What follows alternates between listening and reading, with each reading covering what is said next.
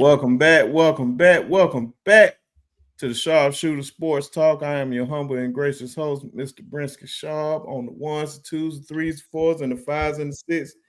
Appreciate everybody coming out here tonight to show they love. Sorry, starting up late or whatnot. Hopefully, have more people come through, show love, and probably even join the show. Maybe even have a surprise guest. Just people that we know from the show, just drop on in and get their opinion on any other topic. So definitely appreciate everybody in here. Appreciate y'all. But man, with that being said, man, let's get right on into it, man. Y'all already know, man, why we here for the House versus NCAA. One of the most landmark deals in college football history. It's going to change college football forever or whatnot.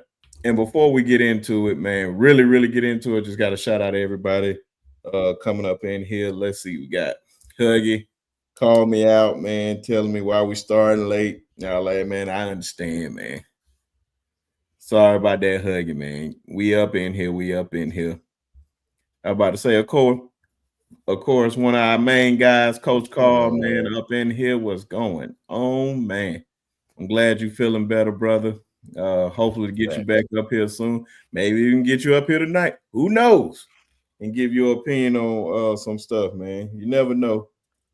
Who else in here? Got Huggy Beard. What's going on with you? Trapper Panel, what's going on, brother? Roll Tide. Oh, he said send the lead. See, there we go, man. That's what I'm talking about, man. Bring the whole home team in here. Oh yeah, man. Trapper Panel, what up, bro? What's going on, man? Bishop, what's going on? What's going on, man? Bishop. Yeah, I'm about to send it to you in just a second, Coach Carl. I thought I posted. The White, what up, bro? He said piano man being long-winded. Hey man, you know him, man. Hey man, everybody will be in here sooner or later, man. It happens. You know how he is. You know how White, the most skilled man in the business for sure. Oh yeah, man. If you need something done, call my main man, the White. He'll get it done for $45.95. But yeah, man, it's just good to see everybody up in here tonight and whatnot. Hopefully, get more. But I thought I uploaded he said, "Hey now, hey man, I was just joking, man. It was just a joke, man. Don't kill the messenger, man. Don't kill the messenger." But like I said, man, this landmark deal that's going on in with the House versus NCAA $2.8 billion settlement. Yeah, of course, we're gonna talk about the pros and cons about it. Let's see how everything go with this, man. But what's y'all thoughts on it?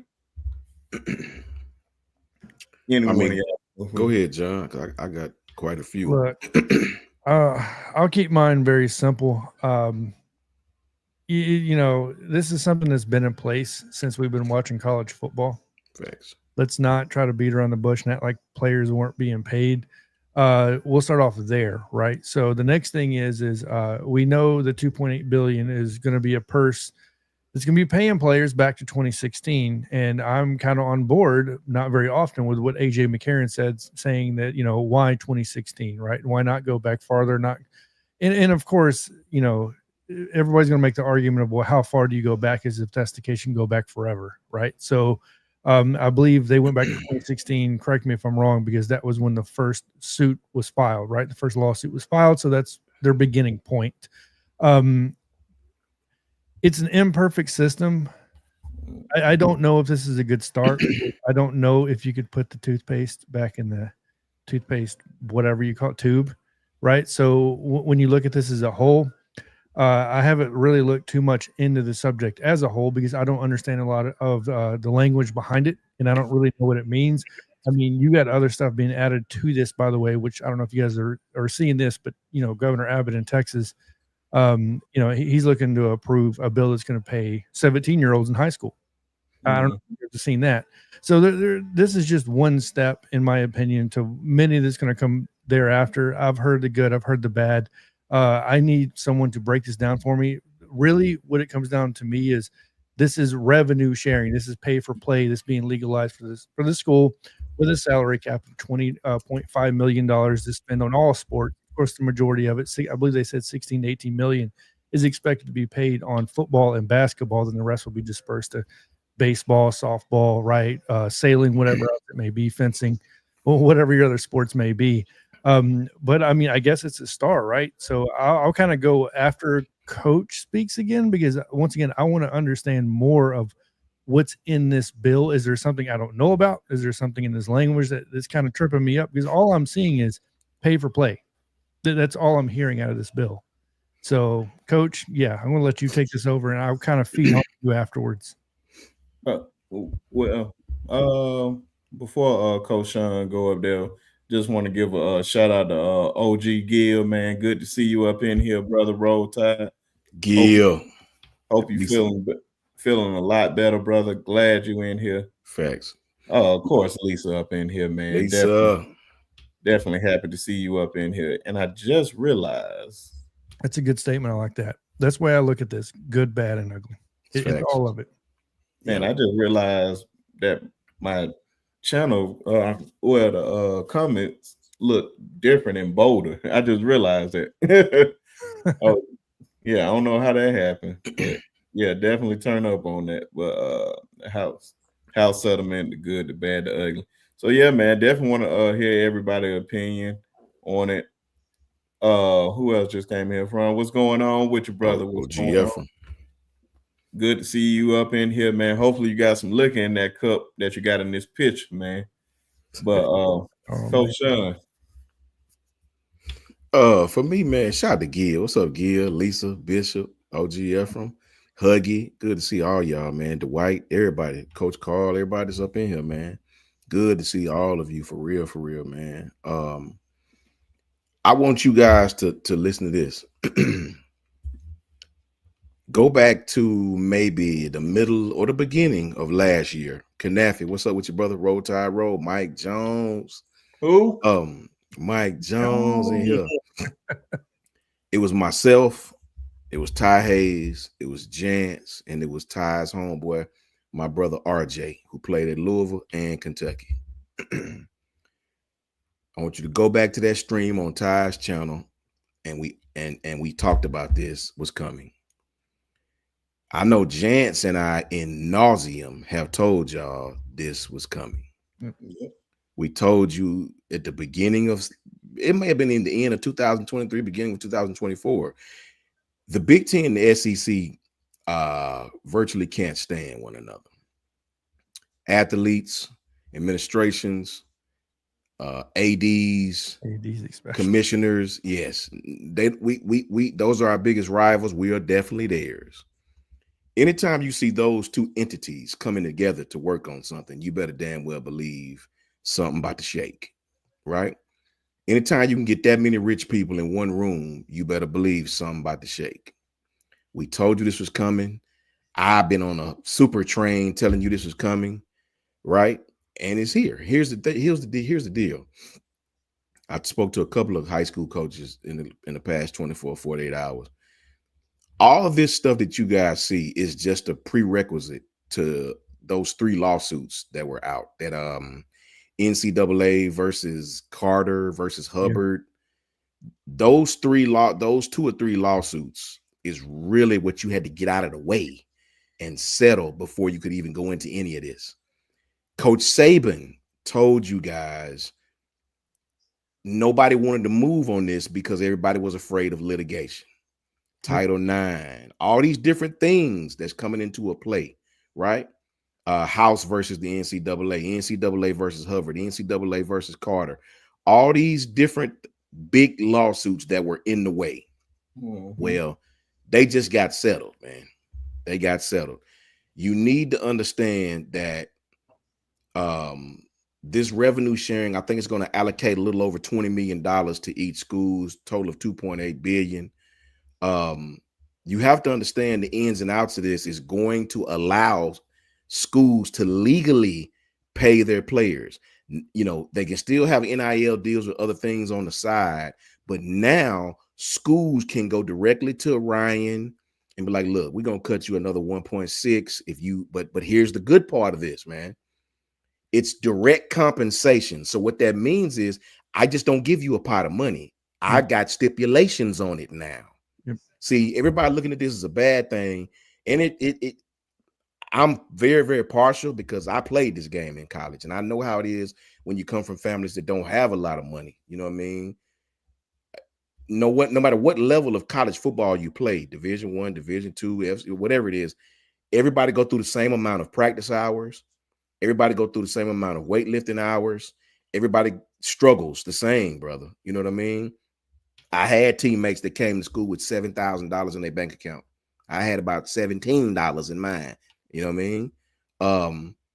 With this direct compensation, the schools will be able to put their stipulations on it. We'll cut you this if blah, blah, blah, blah, blah, blah, blah. No transferring this, that, you know. Remember, with great responsibility, with great money comes great responsibility. So now the schools will be able to put certain stipulations on these big chunks of NIL. You have to understand, remember this too, man. Remember Coach Sean told y'all this. I spoke on this on my channel a while back. I did an NCAA video. If you go, you see the NCAA logo, that's what I talked about this. A lot of people that never played don't understand this. There is no rule on roster limit, but there is a rule on scholarship limit. There's a difference, man. Roster limit is very different than scholarship limit. Please understand the difference. This revenue sharing had to go through these kinds of things, man, to get where it needed to go. With direct compensation comes rules now. It comes rules. Now it's to be above the board. It's no more backbiting because yes, you got your NIL rights, but guess what else you got now? An NIL clearinghouse. Google that. And if you know anything about a damn clearinghouse, they don't play that. They don't play that. The first damn rule you break, put your ass on probation for 19,000 years. They don't play that, bro. No more of this backbiting behind the door. I'm gonna shoot you 200,000 over here to come over. Everything is above board, man. It's got to be above board now. Any type of clearinghouse has the power to make things extremely difficult for you as a university. So with the back pay, I understand that. You know what I mean? I think the back pay is a good thing. AJ was right because it's a lot of individuals that set the stage for these universities to be where they're at today, right? I think they should go back. It's been tons and you know, to the normal people, to the normal casual fan that don't understand, well, why are these kids acting like this? Listen, man, every scholarship, I promise you, I can go get mine off the wall, which I could turn my damn computer. I got the scholarship language, wording, outside of a few legal snacks you can give them nowadays, is no different from 1997 than it is in 2025. The wording is the exact. If you look at the scholarship now, outside of some nice little cute embroidery and the paper looks nice and thicker paper and little pretty little, the wording is the same. The scholarship has barely changed in 20, 30 years, man. So you have kids out there that, yes, I know it sounds crazy. I know it sounds crazy that are being exploited. This is the truth. Nowhere in the scholarship does it say, I have to go help John's boat service sell 40 boats this month. You know what I mean? While he gives me a free meal at Baumhauer's. That's all I get. While you got my face on your stuff, everybody coming because they think I promote. Nowhere in the scholarship does it say I have to do that. Well, this has been going on for years, my people in the chat. It's been going on for years. So you got a lot of businesses that has profited off kids' face, name, image, and anything that looked like them. Why the kids didn't get anything returned. That's outside of the scholarship. That's illegal, man. Right? Nowhere can I bet you won't put Kim. This is what I use. I bet you won't put Kim Kardashian's face on no business.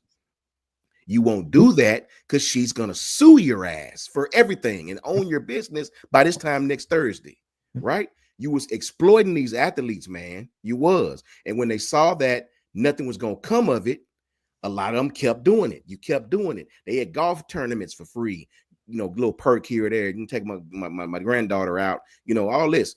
They had golf tournaments. They're doing free walkthroughs. These athletes are getting treated just like pro athletes, and they wasn't getting nothing in return. Well, you can't do that anymore, man. After nearly 5 years of litigation, this federal judge on Friday night said we're going to grant approval for this settlement, for this revenue sharing to go through. There's a lot of things that people don't understand about this revenue sharing that had to happen. It had to happen, man, because right now you got the wild, wild west, east, south, and north. It had to happen. You got to give something to get something. Yep. You understand what I'm saying? Yes, we're going to give y'all a pot. We're going to break this 20-something million down amongst all the athletes. But here's the deal. You notice they released the fine print, but they did not release any of the rules to y'all yet. Exactly. You know what I'm saying?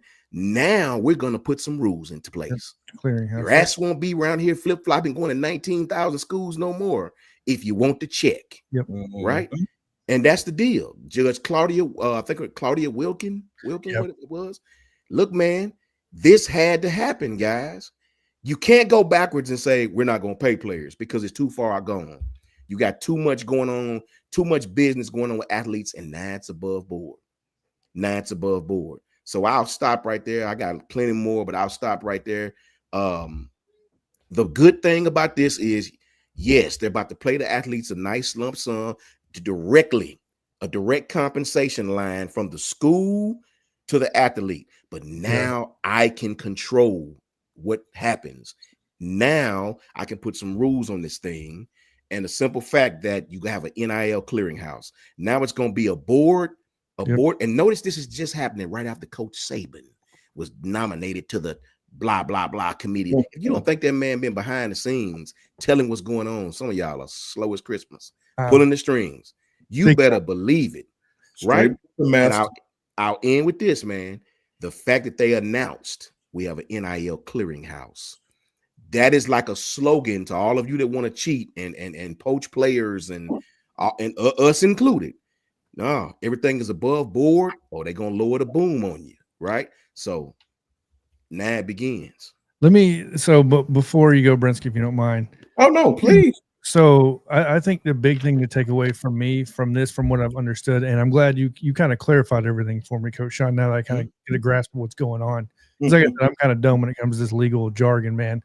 At the end of the day, I really do wish they would set aside some money for each individual school to give previous players, maybe before 2016, that affected that. Because I think of players like Marshawn Lattimore in South Carolina, severely, you know what he brought to that program. Yes. And he cannot continue to success because of the injuries sustained right in college.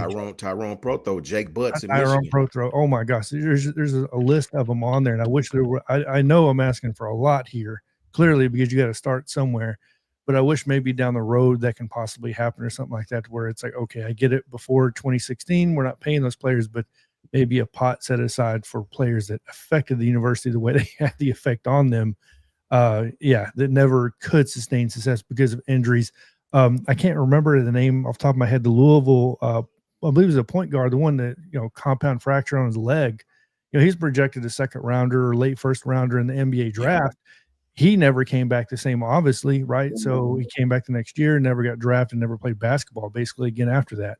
So you think of those type of injuries beyond even just football that really garnered the attention for the school. So beyond the Johnny Manziels that we know about, obviously. So, just wanted to give my 2 cents on that. Yeah, beware. Let me tell you this really quick, Brinsky, before you go. No, go ahead. Remember this in the chat. This is very important, man. With this new clearinghouse, the NIL clearinghouse, they're gonna, how can I say it? They're gonna put their rules in place and stick to them. They're gonna use arbitration in evaluating athlete deals. Okay, I read that. They're gonna use arbitration. They're gonna use legal jargon to negotiate and evaluate. That's the key word right there. Evaluate athlete deals. So just because you're a 5-star from Zimbabwe, right, does not mean you're going to get more than a 3-star who already is an all SEC player. You know what I mean? They're going to evaluate these deals through arbitration. So it's all going to be in blood and legal. So no more of this. So remember that. That's very important. So Coach Sean, so what you're telling me is that let's say we'll just use Alabama as an example where and we'll use Samuel Utu, right, who just committed to Alabama. So essentially what we would do is we would submit in a NIL package for him through a clearinghouse, and then it would get approved, and that's how he would receive it. That's how it's done? If it's over $600, they gotta report it, buddy. Got you. Okay, but it still has to be approved by that clearinghouse. Is what you're saying? Yes. If it's over a $600 payment, it got to be monitored. It has got to be. So Ephraim, I think, said that is 100% correct. One of the controversial aspects of it is that the clearinghouse procedure for reviewing the NIL deals that exceeds $600. That's a whole fact. So they could come in and be like, no, that player's not going to get that. That's a whole fact, and they're going to use a fair market algorithm to assess if an NIL deal has a plausible relationship to the value of the athlete's rights of publicity in the context of a proposal deal, right? So you're not going to be negotiating just because you're a 5-star anymore. You can negotiate, but you're not going to have a leg to stand on if you hadn't played and proved that you can play.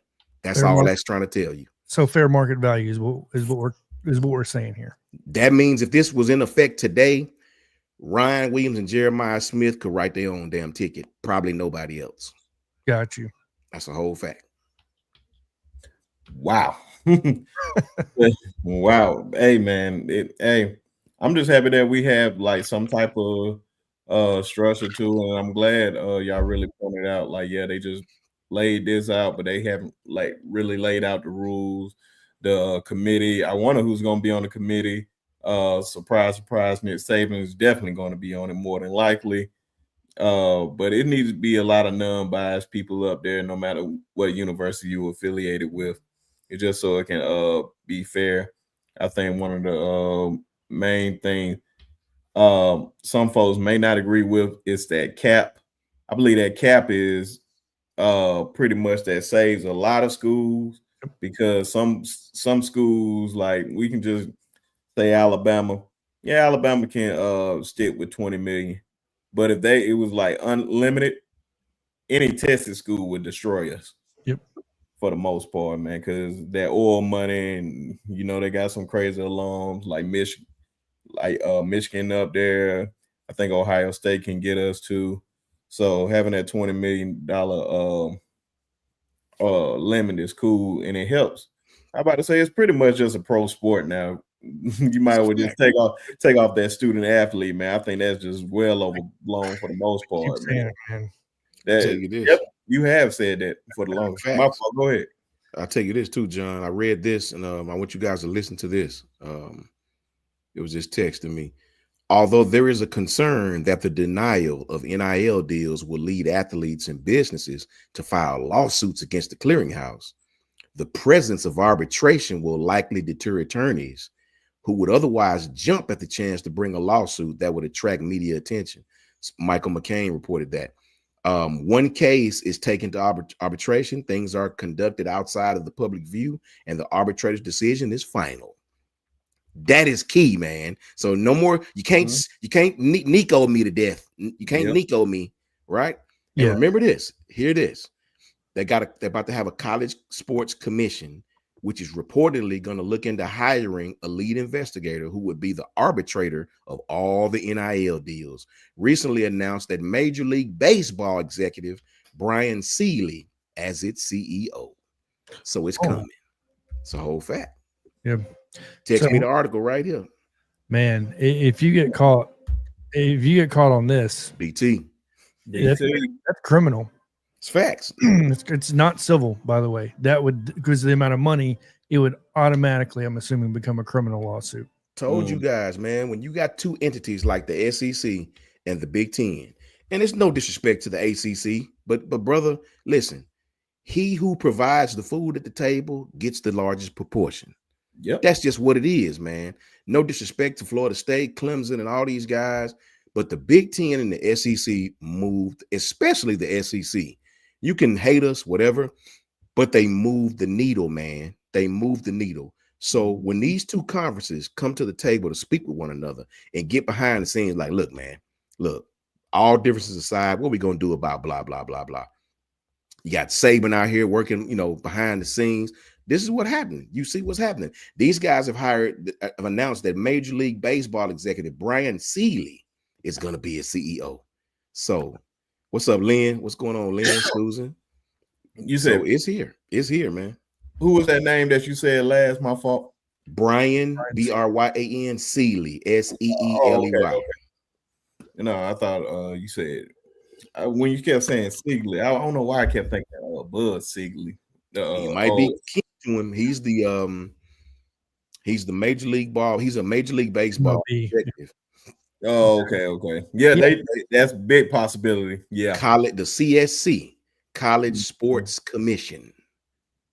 So before he has his hands in everything, by the way. I don't know if you guys pay attention. That's as soon as you said he was in this, I didn't know that. Seeley has his hands in the NBA and everything. I don't know if you guys go look him up.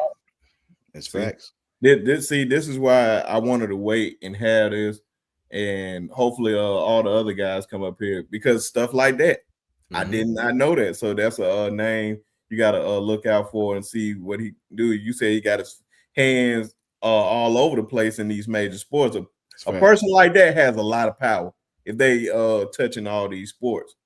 So definitely watch out for that. Shout out to Lynn. Oh yeah, man. I was just about to shout out to everybody that came on in here.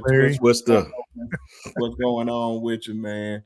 Latoya, how you doing? What's going on? What's going on? Link, what's going on? Man? He was waiting on this, man. He was disappointed, man. We ain't had a show yesterday. Hey, man, but I hopefully we gonna give everybody what they want, because I've been waiting to talk to these guys about it. DSGB, my boy, what's going on, man? What up, bro? Yeah, hey, man. Good to see you, man. Of course, our guy, Lynn, what's going on, man? Always great to see you, brother. Man, you've been vacationing everywhere, man. I want to be like you when I grow up. Facts. I get to go on vacation everywhere. Oh, my main man, Larry, what's going on? Double L. What's good, homie? Bama Boy 22. Oh, yeah. Bama Boy 22, man, over there on Twitter. Hey, man, if you're on Twitter /X or Facebook, man, come on over to YouTube, subscribe to the channel. Also, definitely go over there and subscribe to my main man, Coach Sean's channel. It's Just My Humble Opinion. We'll have the links in there. Please. And John, you already announced yours too? No, not yet. I just put out my first video today on it, but it's just a side thing. But yeah, mainly still going to be doing obviously Bama Standard for recruiting, but I do have a side channel I'm putting stuff on. So and it's right there. Bama Fan Podcast is the exact name. So made it easy. Yeah. So I'm gonna make sure I put the link in there. Yeah, please do. And whenever we start Bad Talking, so you guys can just go over there. Who's not subscribed to their channel, go on over there and subscribe. Let's get their channels up. And who else? Well, look at y'all just rolling on in. I guess Piano Man got y'all out the way. That means he on his way. Nitra, what's going on? Roll damn tide. BT. Who else? I felt like we missed somebody. Miss Susan, what's going on? How you doing? But yeah, man. Yeah, a person like that has their finger all over the place like that, man, you need to watch out for those type of people, man, because they can make a lot of moves in this. I'm just ready to just see the regulations and all this and what's going to take part in all this. But I think you were saying something about him, John. So, well, as far as Seeley, he has his hands and everything. What I'm interested in is seeing what Seeley, which is what he's known for, is creating regulation deadlines, is what I'm interested in, especially with the MLB, right? He's the one that changed their free agent market to an extent. Mm-hmm. So I'm interested to see how he's going to alter the transfer portal and recruiting windows to match up with the NIL, the clearinghouse acceptance and denials, I guess, because I think there's going to be a window for all this NIL stuff. I don't think it's going to be just year round. I think it's going to be, here's the time frame you're going to have to submit these, and here's the time frame we have to accept or deny them, and those, how much are those going to match up with the transfer portal windows, and how they're going to match up with the recruiting windows, right? So I think that's an important thing to think about, because we're already most likely getting rid of one window, right? The spring only being left with the winter window, which is only going to supposedly be 15 days. So really interested to see how that's going to line up, but I think we'll figure most of that out in the next coming weeks. Oh, facts, man. Shout out to Kimberly, man. Shout out to JB, my boy JB up in there, man. Steven Hicks. You know what I mean? Good to see all of you, man, for sure. I wanted to say this too, man. A lot of overspending of money and a lot of frivolous spending of money with no receipts, with no checks and balances will definitely bring change. These kids are still going to make the money as they should, right? They're going to be asked to do certain things, outside the scholarship for pay. It'll be above board, but I want people to understand and see all the entities that's getting involved with this, man. These guys are creating LLCs, the College Sports Commission, getting all these big name guys, to be in it. The Sealy guy, BT, what up with you, bro? Good to see you, JB, for sure, brother. Good to see you. So college football is going to learn from the mistakes of college basketball. College basketball has really been doing this pay stuff, as far as openly with AAU and things like that for quite some time, right? When you look at who's getting involved with college football, when you look at the settlement in the House, these court cases that were a big hindrance to the NCAA. That was a big hindrance, man, to get these court cases out of the way. That is, man, I cannot tell you guys how big that is. The power conferences establish legal. They're going to establish legal entity to enforce new rules with that House settlement. Now these conferences are going to be the big dogs, the SEC, the Big Ten. With these litigation things out of the way, nobody's going to tell the SEC or the Big Ten what to do. The NCAA may fall in line and may help out, I suppose, but with these lawsuits out of the way and some protections involved, who the hell going to tell the SEC what they can do? Who the hell going to tell the Big Ten what they can do?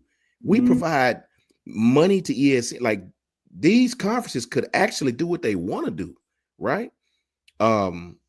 So, and to show you that it's serious, to get that guy Brian Sealy involved, just like John just referred to, this guy's hands in a lot of different things. To get that guy involved and it show you they're not playing no games, man. They're not playing no games. Yeah, they're gonna make an example out of somebody. Oh, somebody gonna really try them just to see. And the first time it happened, they're gonna make a major example out of it. You have to. Yeah. It's a whole new world, man. The NCAA is just pretty much just there, just as they probably just do stuff with like the tournaments and stuff like that. But outside of that, man, they technically don't even have any power no more. You know what I quit the NCAA to now? They're scarecrows in a cornfield. They're there to potentially scare off something. But that's it. They don't do anything else. Yeah, they don't move. They have no power. But it's their fault. It's their fault. They just didn't want to relinquish that power a long time ago. And I'm so glad that shout out to Paul Feinbaum, what he pointed out, the former director of the NCAA, Mark Emmert. He said, as long as I'm alive, that no student athlete would get paid. And the last time I checked, he's still alive. So that lets you know, man, it's just the egos, the just you just couldn't let your pride just do the right thing, man, because y'all was getting away with it for so long, man. But hey, man, it's over. The party's over. Now you brought it on yourself. Now you don't have any power anymore. Let me read this to Lynn. Lynn may not have been in here when I read this. Lynn, listen to this, because you make a great statement. I want people to listen to this that wasn't in here just a second ago. Although there is a concern that the denial of the NIL deals will lead athletes and businesses to file lawsuits against the clearinghouse, this NIL clearinghouse that they're going to have. The presence of arbitration will likely, and it will, because one thing about lawyers don't, it would deter attorneys who would otherwise jump at the chance to bring a lawsuit that would attract media attention for these athletes, right?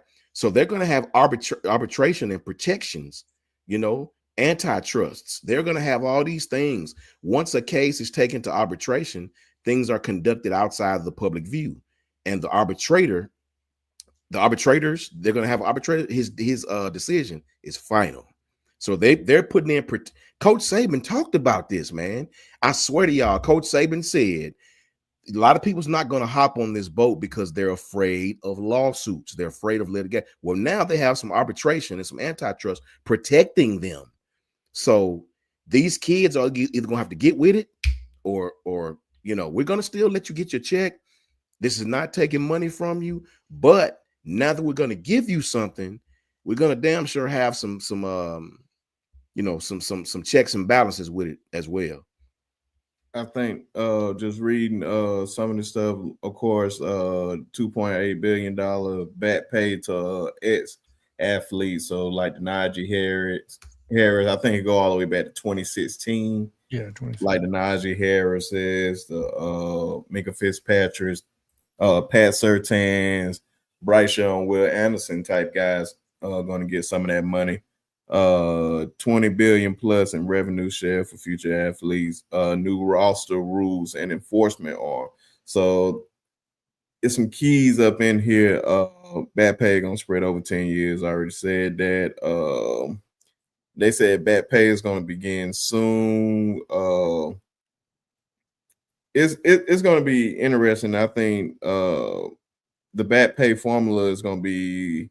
This is interesting. 75 to 85% football, 10 to 15% college basketball, and 10 to 15% others. So that lets you know how king college football is. And look who decided to join the party all late, man. My main man, Piano Man. What's going on, brother? Piano Man. What's up? What's up? What the business is? Oh man, nothing much, man. Just talking about this revenue sharing. The revenue, this, man. We told you this was coming, bro. We told you this was coming. We spoke on this.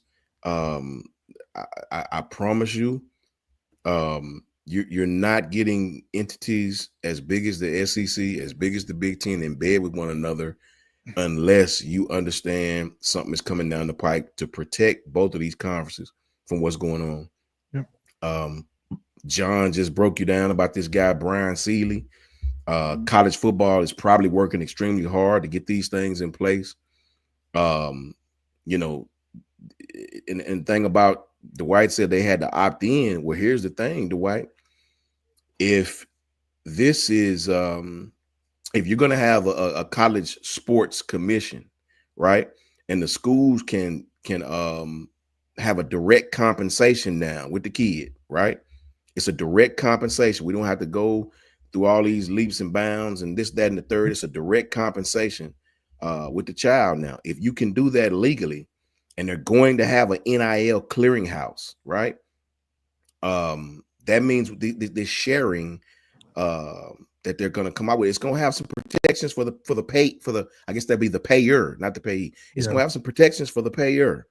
So you can best believe these athletes are going to opt in. They're going to opt in because if you don't opt into this, you're going to limit yourself big time. Even somebody as popular as Ryan, right? You definitely want that NIL deal with your school directly, right? You definitely want that. So yeah, man, I just like the fact that they're actually putting some protections in to take care of the payer. I think these kids will start a union as soon as they can get a big time lawyer in place to hold this up. They would need it now. I heard that tweet. Thing about that though, Lynn, a lawyer's going to have one hell of a fight with all this stuff they got in place now. He's going to have one hell of a fight. And you're right. It might be somebody out there that'll take it and fight for him.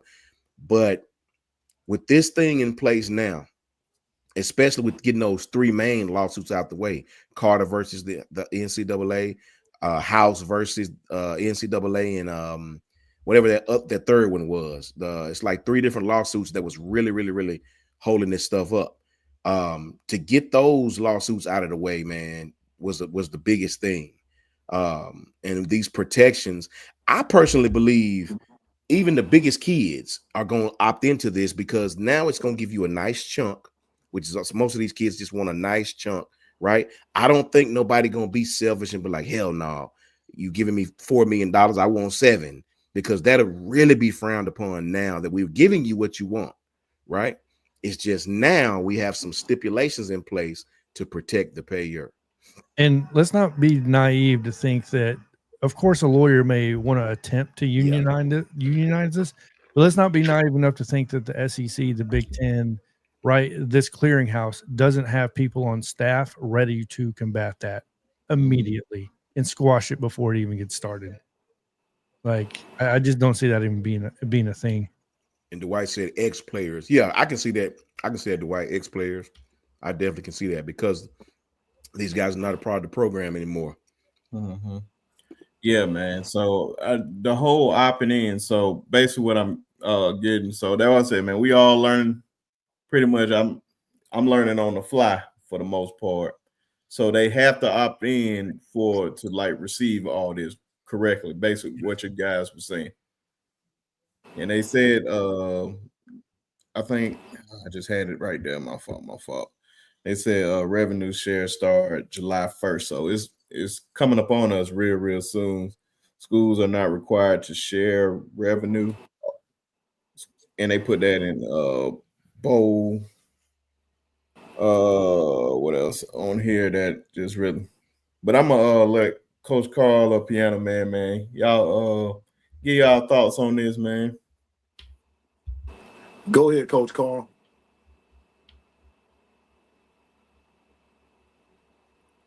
He's not there yet, so you can go ahead, Piano Man.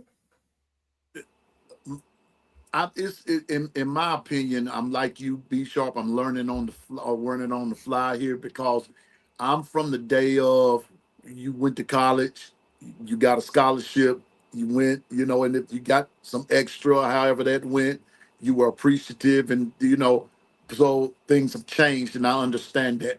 I think my biggest problem is going to be, well, first I want to say congratulations that these players are getting what they do deserve. I That's a do fact. believe that they're getting what they deserve. The only thing I disagree with, I think it should have went back a little further than 16. I said on the show just a few minutes ago, football is king. Football put the when you are a winning program, you put the butts in the seats. When you winning settles everything. The revenue comes, it's good for the community, it's good for everything, it's good for the state, just all kinds of stuff. The moment you have start losing, and you lose on a consistent basis, the total opposite of the wins happens. So with that being said, congratulations to everybody that's getting theirs, even those that's in the past. But I think it should have went back a little further than just 2016. It I don't know where it should have started. Me personally, if I'm just looking at it from an Alabama perspective, I think it should have started when Saban started, and then let's work our way there. Let's start there. But with all of that being said, my only problem is that there's still a lot of gray areas. There's still a lot of areas that's going to have to be uh, solidified. I give you a good, for instance, Title IX. Just assure, as we sitting here talking, somebody's going to raise a ruckus about uh, equity and equality and this, that, and the third as it relates to the financial side of it. That's the only part I worry about. Now, uh, I think that it's not over, but I'm just glad that the players are getting what they're due. That's a start. But there's no way to me that the dirtiness and the underhandedness of some things, that's not gonna stop anything. It really is not gonna stop. In certain cases, it's gonna escalate it some. because no two programs are alike. But as I learn, I'll be able to talk more about it from more of a just being solid about it. But from just where I'm sitting, I just want to say congratulations to the players. You deserve it, and that's about all I can say. Coach Carl. Yeah, I'm good to see you up here, my brother, man. Yes, sir. Yeah, man. Facts. Glad you feeling better, man. How y'all doing, man? What's Oh, up, bro? oh, a lot better, man. You up here. Hey, man, I appreciate it. I appreciate all the prayers. I'm doing a whole lot better. Still got a long ways to go, but can't lie, man. I feel a whole lot better. See how red my eyes are? It getting used to the new medication, so it takes a while. But your boy, I am feeling better. Thank the good Lord above.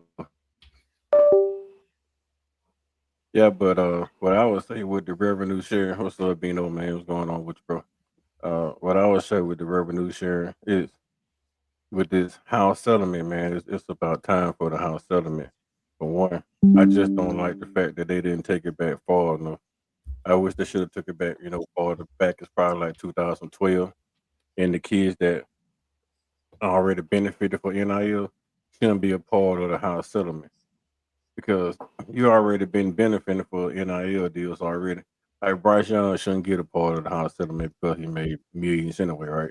It should go all the way back to the point with like Jamie Winston and those guys that didn't benefit from NIL deals because those guys are really what started and made college football as electrifying as it is today. Those guys, we was watching those guys. We were so excited about those guys because those guys played for the heart. They played for the opportunity to make it to the NFL. They're part of the reason why the house settled these lawsuits, but they're not getting any part of it. Like I mean, Mark Cooper's of the world. I mean, go all the way back, man. I'm talking like Lamar Jackson. Lamar Jackson was the most electrifying player in college football for 3 years straight. Mm-hmm. Don't get nothing out of this deal. That's what I'm. So that's my big issue, man. We got quarterbacks that was electrifying that didn't make it to the NFL. Probably not gonna make a dollar. They should have got a part of this house settlement. Bryce Young, and Arch Mannings of the world. Those guys don't need no money. They really don't. Stetson Bennett's of the world. They don't need no money. They got enough money from the NIL because they were the part of NIL when they first started, and then they bounced through all the loopholes, made all the big time money from the NFL. I mean, from the NIL. So I that's the big issue with me that I was thinking about, man. Because if you go back to 2016 and then you pay from 2016 to 2020, right? Those guys actually deserve the NIL money. But from 21 and 25, they've been getting all types of NIL money. So why just go back 4 years and then you split it, between that 8 year gap instead of this 8 year gap? That's my big issue. And then the second part about what I really don't like is the fact that it left so many loopholes where college programs can underpay or can pay you under the table. Like we can get Alabama. Alabama can call Lynn and say, "Hey, Lynn, I really need this quarterback." So what I want you to do is I want you to donate me $2 million to get this quarterback, but I want you to put it in the NIL packages saying that this guy's gonna sign the NIL with you, and every time you every time you come to track at Talladega, they're gonna be there to take pictures and sign autographs. Hold on, Coach Carl. Let me tell you this real quick. They're not gonna be able to do that anymore because now any monies that come to this kid through an NIL deal, whatever you putting it as, they have an NIL clearinghouse that they got to approve it to. Yeah, they have to approve it, but if it's over $600, the under the table money is what you can't stop. Well, see, here's the deal. Now with this clearinghouse in effect, that's why they got that dude that seal. If you get caught paying under the table with this, see, now they can bust your butt now and really do you dirty if you go outside, if you color outside the lines. Now this is all set up to make somebody an example, just like John was saying earlier. If you color outside the lines and do that right now, with these monies. They're not gonna do it right now, Coach Sean. Nobody's gonna try it right now because it's a brand new thing. They're gonna find loopholes inside of it, and then they're gonna start that one. They're gonna start exploiting it. You think Michigan and Ohio State, Notre Dames of the world, they're not gonna try to find a loophole to exploit it? You think Clemson not gonna go out there and try to find a loophole? Everybody want to win. Everybody wants to compete. So they're gonna find the loopholes. That's what the great president is about right now. Finding loopholes to keep from paying a lot of taxes. I say this, they gonna find one. Right. If they're caught, it's gonna be a bad. Because remember, all this stuff is tied into TV contracts. They're gonna tie it up nice and tight to where they can bust. They because everything's above board. You have no reason to hide anymore. You can do whatever you want to do as long as it's reported. It's above board. Just like when Piano Man was talking about Title IX. Remember, the pie is already being distributed. Women, men. If your sport is a revenue generated sport, right, and it meets these equal athletic opportunities for both genders, and you opt into this, you gotta go with, you can't complain afterwards. You know what I'm saying? So they setting it up nice and pretty. I agree though. Some fool gonna try it. Some fool gonna try it. Some fool gonna try it. And then the sad part about it, man, is that female sports is gonna be the one that left out. That's gonna be the hardest hit. Female sports gonna be the one that take the hardest hit. The money is not big enough. I thought they was gonna at least do it at 45 million a year, because teams revenue a whole lot more than 45 million a year. They some program revenue is what, 300 million a year. The top one in Texas is about 180. 180. Yeah, 180. Because Alabama was about 162 last year. Right. Texas bringing in 180 million a year. Why Texas can't pay out 50 million a year to athletes? But see, I kind of take the other side of it, Coach, because you're asking Texas to pay for the swim team, right? Nobody's coming to see them. Like, they're not bringing nothing in. This is I wouldn't say the swim team, but didn't Texas girl just win the softball World Series? Oh, the softball. But see, the softball getting a nice chunk. The softball, the basketball. Softball won't get a nice chunk, because if you give football 15 million, Eric, what's left? People are gonna pay the football team the most money, because they football keep the lights on. But I'll say this. It's as a whole. They breaking the pie down as a whole. So yes, Texas girls, Oklahoma girls. But when you look at it as a whole, it ain't about 7 softball teams out there that's really making money off softball. When you look at basketball, South Carolina, we got looking at out in the SEC is 4 SEC, Alabama, Florida. Yeah, it's Oklahoma. facts. But you still got UCLA's of the world. Yeah, you got a few that's doing good, but as a whole, you can get softball tickets for $12 right now. It's about 15 as a whole, but I think they deserve some portion of the pie. Female basketball, men basketball, the golf. I mean, it's a lot of different avenues up there, but football taking all the money, and they're not gonna have anything left. So it's gonna be complaints after complaints after complaints after complaints. My fault. They can complain all they want, man. A lot of these sports, if we being honest, man, you take away college football from a lot of these campuses, man, you will see school are closed for real. As UAB. Yeah, man, because a lot of these schools like depend on that football, man. A lot of these sports like basketball,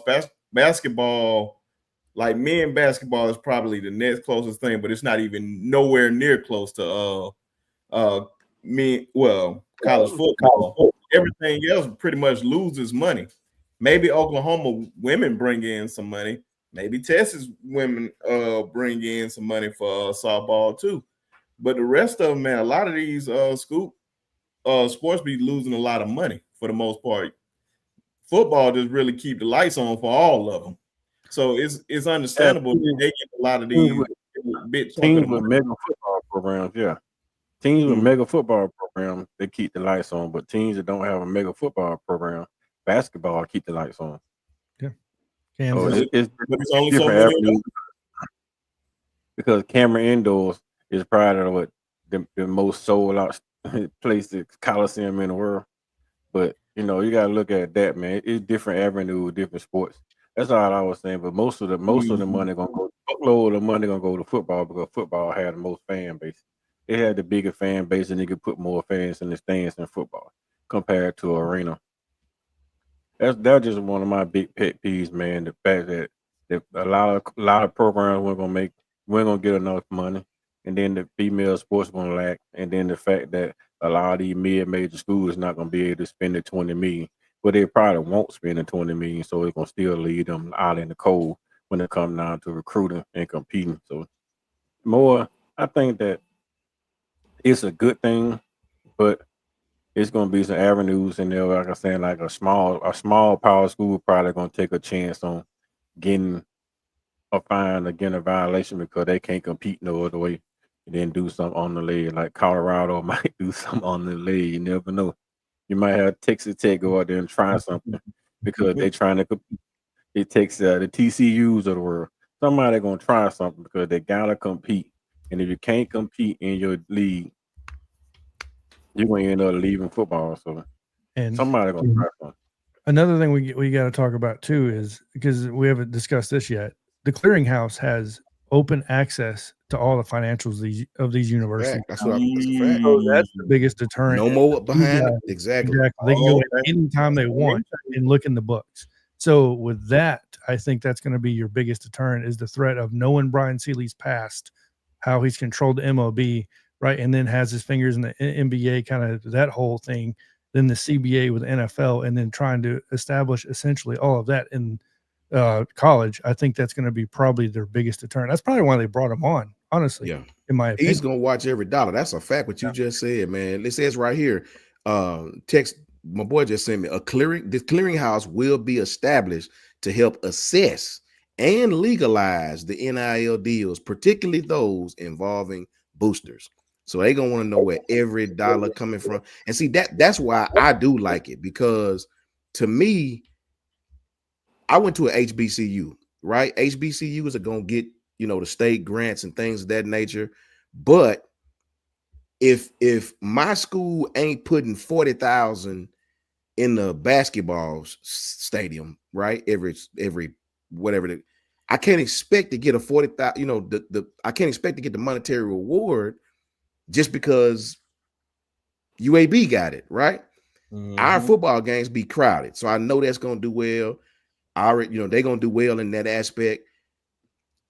It's all based on revenue. Don't forget that. Everything is based on revenue. You cannot ask for something that you ain't producing, right? There you go. I get it from that standpoint. I get it, but they're cutting you in on the pie, even though some may not deserve it. They're still cutting you in. Your pie may not be as big as this or that school, but that's been going on since the beginning of time. That ain't nothing new, right? I do like it because now you cannot have a school to come behind me. I'm giving you all I can give you. I'm giving you 150,000. That's all my school can afford to give you. You can't come behind me all nice and hush mouth and give him 300,000. Right now, it's got to be above board, and that's all I ask. Above board, because for me, it's even as long as I know about it. If I know about it, I know I'm not gonna get that kid. I can pull off that kid and not waste my time recruiting him and go over here to this child and recruit him, who ain't nobody talking about. I just like the upfrontness about it. I like the clearinghouse about where they'll punish you if now you go outside. I like the fact that everything is going to be upfront in your face, no more backdoor stuff. You know what I mean? But I do understand what Coach Carl is saying. The little man will continue to suffer. Facts. Yeah. No, I like everything about the revenue share and the clearinghouse and everything myself. I can't tell you no lie. I think it's a phenomenal thing and they're doing it. And I hope that they start with Michigan first and just go ahead and get Michigan out the way, because they Exactly. did a lot of bad Jack for a while. So they go and take care of Michigan, take care of Ohio State next, because it's too much on the table slime stuff that they were doing anyway. So let's go ahead and get that taken out the way first. But on the bright side of it all, man, it's like just like Coach Sean said, the rules and the regulations have to be implemented, have to be enforced. But I want to make sure that it's not more Big Ten type people. I'd rather have Yeah. NFLers that can just monitor what's going on in college because they already set the standard, like you said by Bud Selig coming in doing what he's doing. Get some of the NFL executives come in and do what they do. It's some of those collective bargaining agreement guys from the NBA, the NFL, and then major college baseball. I mean, well, Major League Baseball and probably NHL. They get all the big wigs in the pot, sit them down, and just have them run their particular sport inside of college football, and then let us get all these kids trained up, get their mind trained, get their pockets and all right for the NFL, and then with the name, image, and likeness, you can't come in here telling me that you had 900 touchdowns in high school, but I'm gonna give you 8 million to come to college. No, you haven't played a snap in college football, so you don't earn $8 million. Let's come in here, give you the little number that everybody's getting, a little separate package everybody's getting, and then when you prove it on the field, you get your money. Let's go back to that model, like Bryson and Will Anderson had to go Yeah. through, and not just coming in Japan. He got what one guy got $12 million. Bryce Underwood got $12 million to go to Michigan. Ain't never threw a football. Nah, man, I just don't feel like that's even worth the conversation. He'd be Facts. right back in the pack with like Michigan gonna be in the same situation that Tennessee was with this year with Nico. As soon as he decided he wanted more money, they don't pay it. He gonna be out of there. So I think let's, let's curve that. one of the main things that I can't remember who asked this question in the chat, but it was like how many I think they want to know how many transfers can the kids have before it's like penalized or some or restricted or whatnot. I believe they're going to do something about that. I don't know. I'm not 100% sure, but Bet you they have a rule about that. I bet but you it's they definitely going to be a rule. And Mhm. my whole thing was I had a way.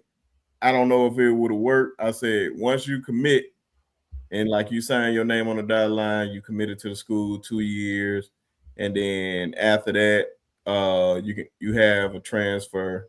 You may get one, maybe two transfer, a medical transfer or whatever.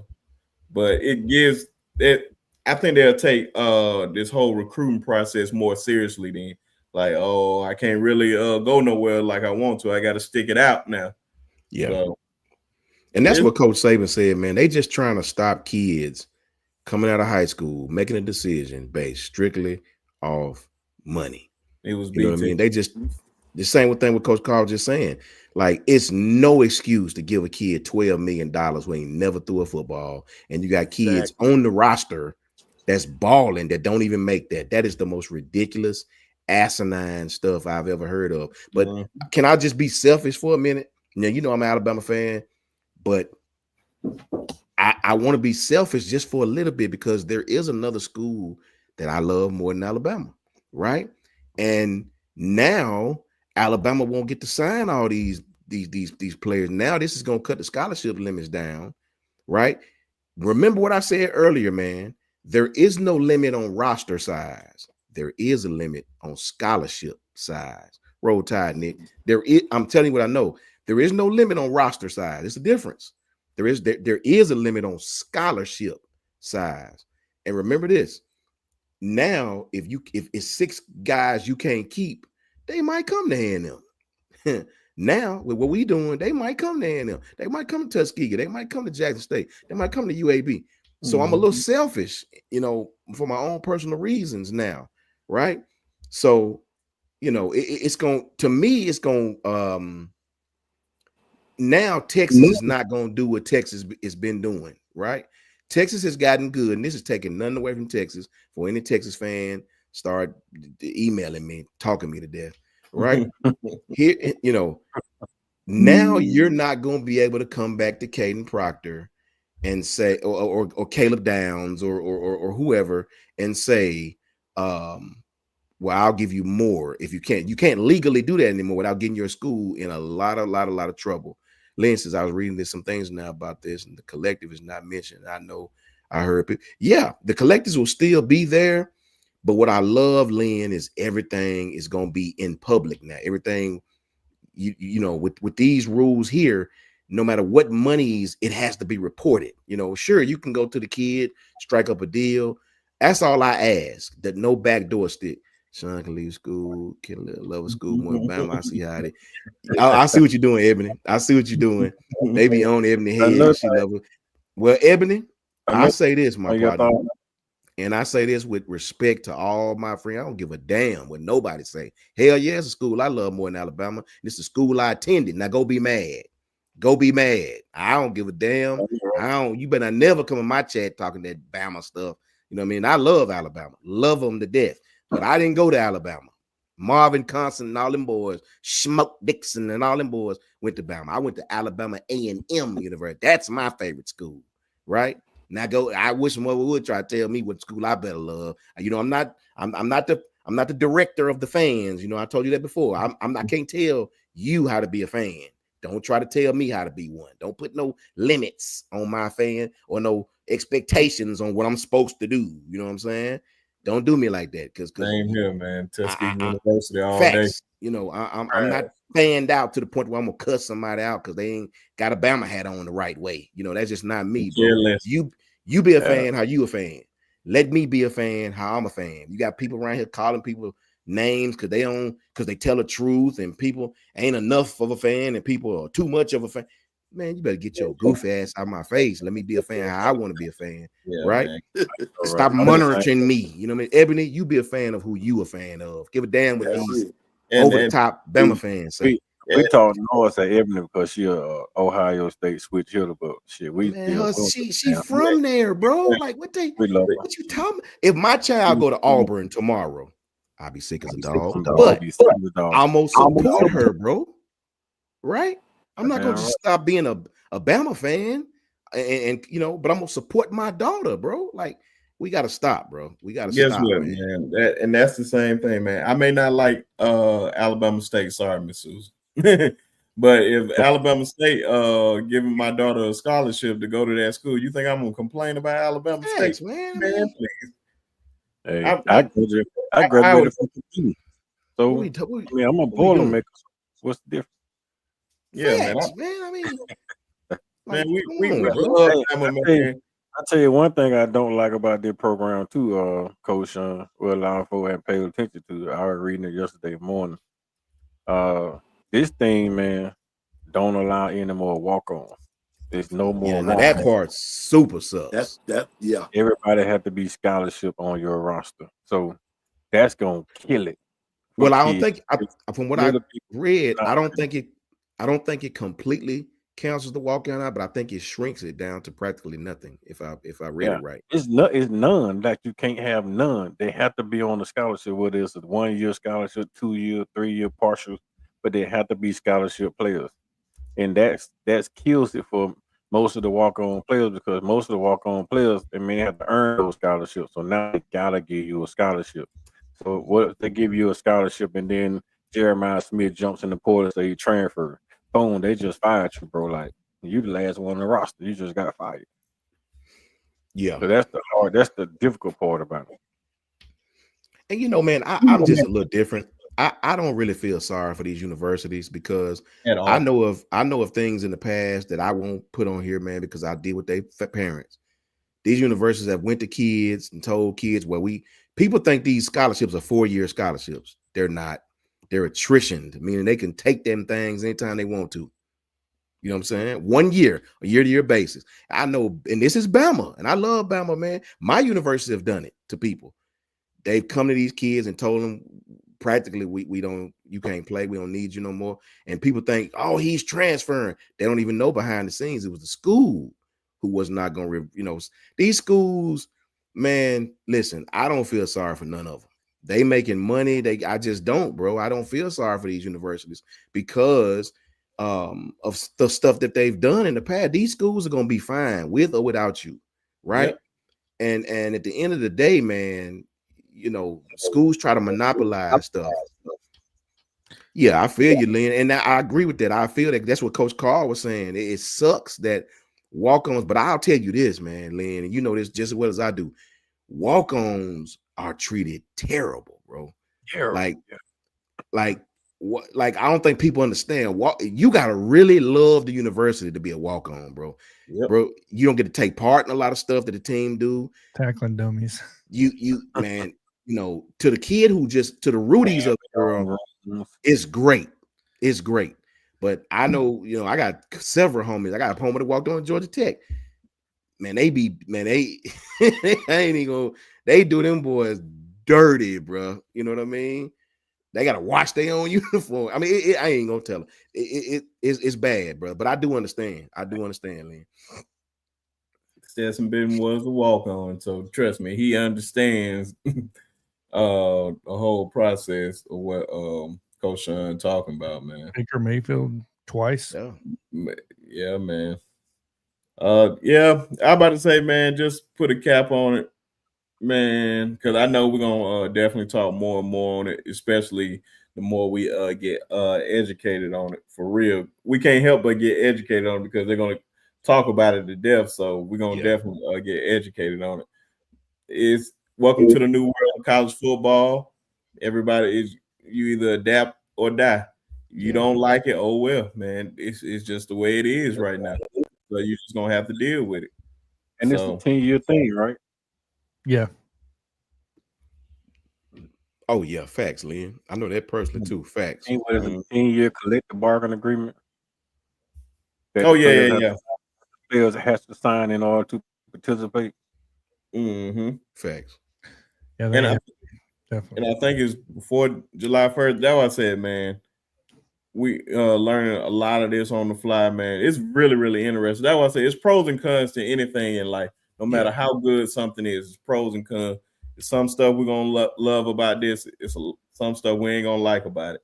But I think as long as it's for the betterment of the game, hey, it is what it is.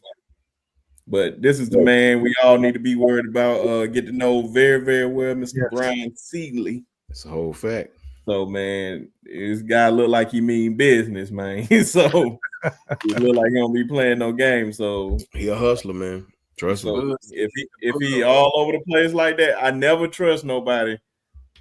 Well, I say I trust him, but I don't want to mess with nobody that has his fingerprints in all types of sports.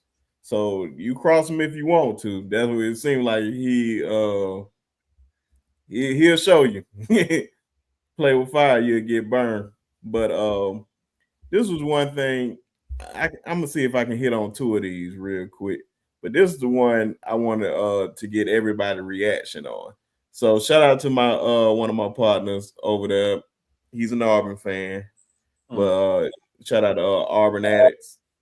And they had a show yesterday, and they posted Pro Football Focus top quarterback rooms. Huggy being crazy.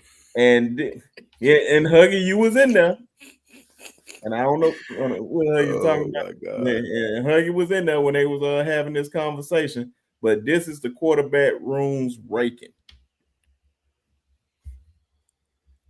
LSU number 1, SMU number 2, Arizona State, Florida, Clemson, Miami, Penn State, Auburn, Alabama at 9, and Ohio State. It's so much asinine on this list. This literally me just taking a picture from my phone of the TV, laughing my ass off because I could not believe this. Nobody in their right mind, can anybody just tell me the quarterback at SMU? Anybody for one? Is the same one from last year? The Jennings kid. That's all you had to say. I think he graduated, and that's a lot. Did he graduate? I don't know. I mean, I think he graduated. I'm not sure. Okay, but this is crazy. I know DJ Lagway and Clay Cupnick, but who's DJ Lagway's backup? Is it Mertz? Graham Mertz. This looked like they gave people credit for having a returning quarterback. Miami? Miami. Carson Beck. I mean, he's played. I mean, bro, behind him because this is rooms S, not a quarterback. I don't understand. But bro, I ain't gonna lie to you. I get it, bro. I ain't gonna lie. Auburn. I mean, they got a kid. They got a kid who started what 9, 8 games. Jackson Arnold, he started. So I mean, At the end of the day, man, look at it this way. If you look at it this way, your feelings won't be hurt. Every team in front of us has a guy who's played. We have no quarterback on the roster that's ever played. Don't give me Ty. That cleanup stuff don't mean nothing One game when you the time. starter. Facts. So, I mean, I get it. Yeah, I ain't real upset about it. I mean, Penn State, Drew Aller, or whatever his name is. Aller. He's terrible, but They got him rated as a first round draft pick. So. I mean, good Lord. Facts. He's back. So I guess, you know. But that's the thing. It's not even saying starting quarterback. No, it's rooms. Quarterback rooms. Total. I guess what I'm saying is they probably gave them at least 50% because you have a quarterback who's that.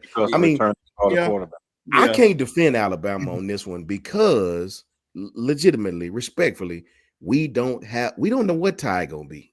We don't know what Keelan Russell gonna be.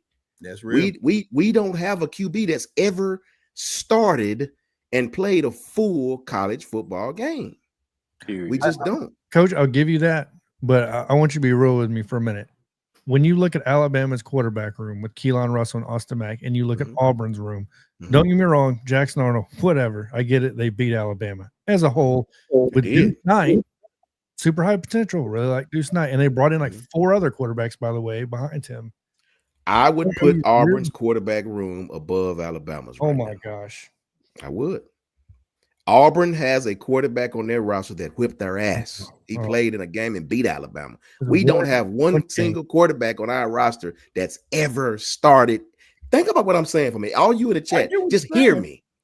Out of 3 starting scholarship quarterbacks, name me one on our roster that's ever started and played a full football game.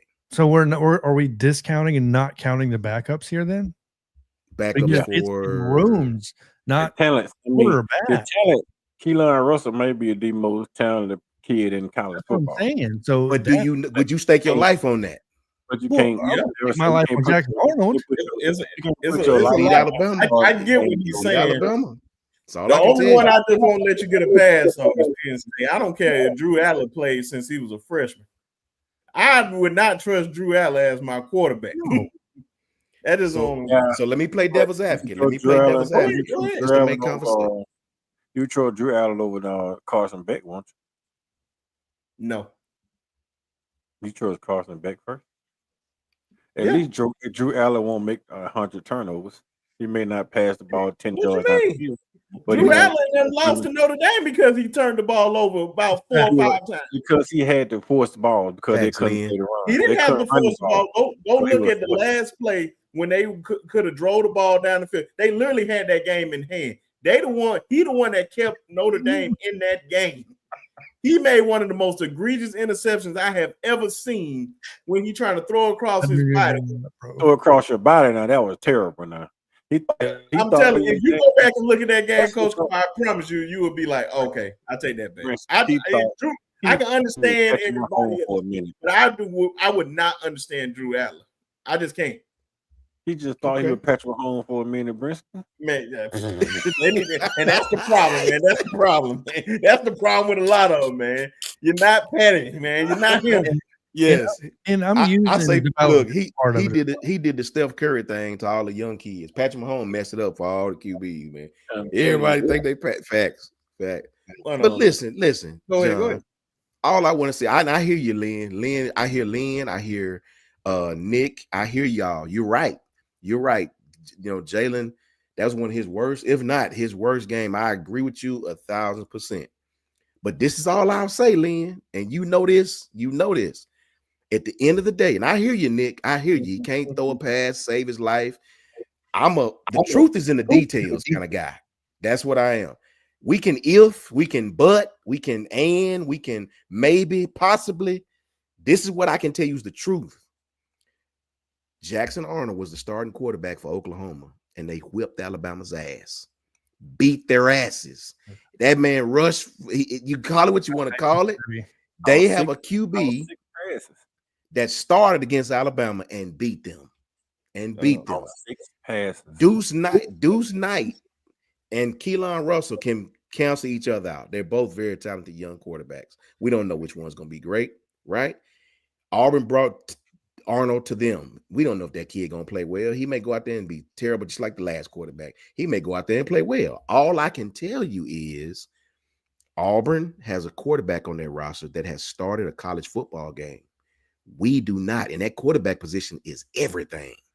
So Everything. question. That one position can make or break your entire season. We don't know what we got yet.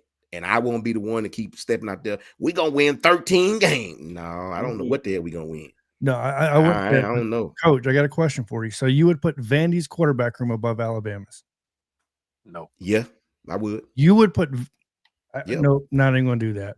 Hey, man, I'm the truth. Right. Vanderbilt beat Alabama last time I checked. That's all I can tell you. Room. You're All putting they have Vandy's is one QB quarterback. room. Pavlik is still running right now. He's still running. He's I still wouldn't running. put Poirier. I mean, Poirier is a good quarterback, but I don't know what they have behind him. That's the That's what I'm difference. saying. Like, It's the room. They do have Jackson Arnold was a former 5-star and Deuce Knight. That's all I can Like, tell you.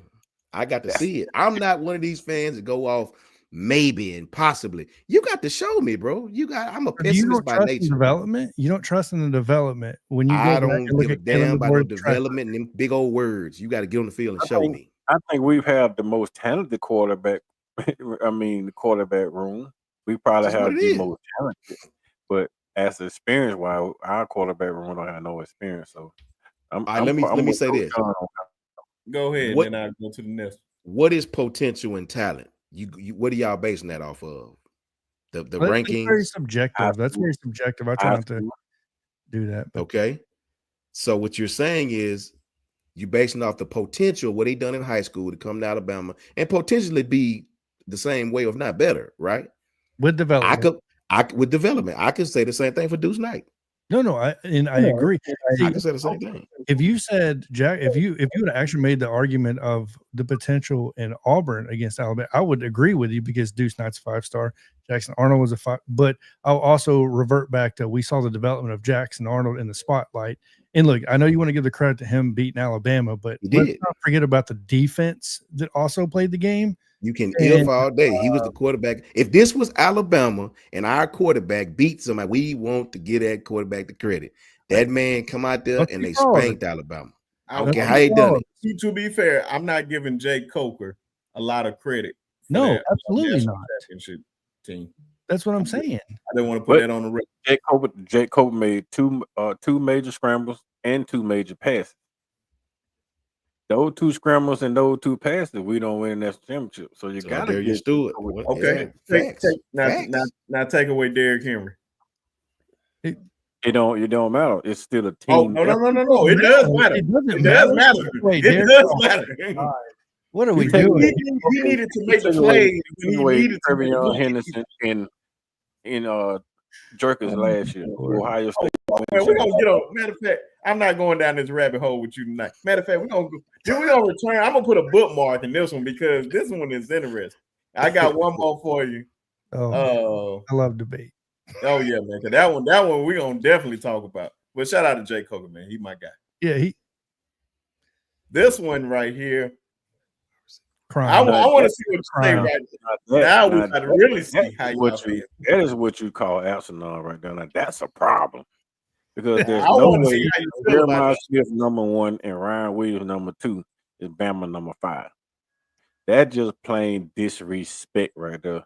Now whoever put that list together should go eat rocks. Pro Football Focus. I'm not gonna say anything negative. I'm not gonna say anything bad, but they can go eat a bag of rocks that came out of the trash can. Get some dirty rocks. Matter of fact, get some dirty rock that came out the dang somebody dog killer. Like that's what you can eat when you drop that list because Auburn or receiver room, Clemson. I wouldn't even be mad about Ole Miss, but Auburn and Clemson better than Alabama. I know you got Cam Coleman, but dang, what else you got besides Georgia Tech transfer? Singleton. I'll give them Coleman and Singleton. I give them Singleton. But Singleton is a transfer. Yeah. We don't know how he's going to play SEC. We have SEC players on our roster. SEC. We don't have a bunch of transfers on our roster. We got SEC players on our roster. Ryan Williams is the SEC player, and he was the SEC freshman receiver of the year. Come in, get out of here. You can't put that man that far behind Jeremiah Smith. They 1A and 1B. Like, only difference between Ryan Williams and Jeremiah Smith bigger and older. Yeah, Jeremiah Smith 20. You're ready to be 21, right? No, Ryan Jeremiah, Williams, like No. 19. He's 19, about to be 20 he's 20. this year. He's 20. He literally 20. Let me see. He about to be 19 years old. Jeremiah Smith is about 20. Trust me. He's He not ain't young. He'll actually be 20. Yeah, he's right. He is right. So let me ask y'all a question. Go ahead. Here we go. Go ahead. So wide receiver. so hold on, bro. I let me ask y'all a question. Y'all think our receiver room is better than Clemson receiver room? I'm just asking. No. See, I'm that's just asking. now that one is debatable. Brian Wesco, Antonio Williams. Clemson has a talent. Clemson has experience, but we got talent. Like, we got talent. Outside got of Ryan and experience. Jeremiah, who in that wide receiver room has done anything for us? Jeremy Bernard. Hold on. Outside of Jeremy Bernard and Ryan Williams, who can y'all tell me? Don't give me Isaiah at another school, because you just made the same point for Carson Beck. He's a talent. He's a talent, but he's a ACC talent. But he's a talent. Who in that receiver room outside of Ryan and Jeremy are y'all gonna tell me is Latier Brooks, who's never played a college game? Who? But that's a hard argument, Coach Sean, for one reason. Because the argument we're making is ACC talent, right? We're arguing the players at Clemson playing ACC teams, right? I watched these same receivers get on Texas like they was nothing, and they had the Jim Thorpe winner. What you talking about? No, I'm just asking, because it's very subjective. I see them same receivers against Georgia, and they ain't do nothing. Exactly. Georgia was getting to their quarterback. I want to know this though. Do y'all think? I seen them get shut down by Syracuse. That's different, man. Like, Coach Sean, what was the question again? What was the question again, Coach Sean? I could say the same thing for Alabama and Vanderbilt. If we're gonna use that game as the blueprint, I watched Vanderbilt shut Ryan Williams down. If that's what we're gonna say, I can say the same thing. Ryan got off. He just couldn't. He didn't get the catching because they were just too short, too long. Right. But he still had 2 touchdowns. So, question, Piano Man, do you think Clemson's receiver room, Bama's receiver room, is better than Clemson?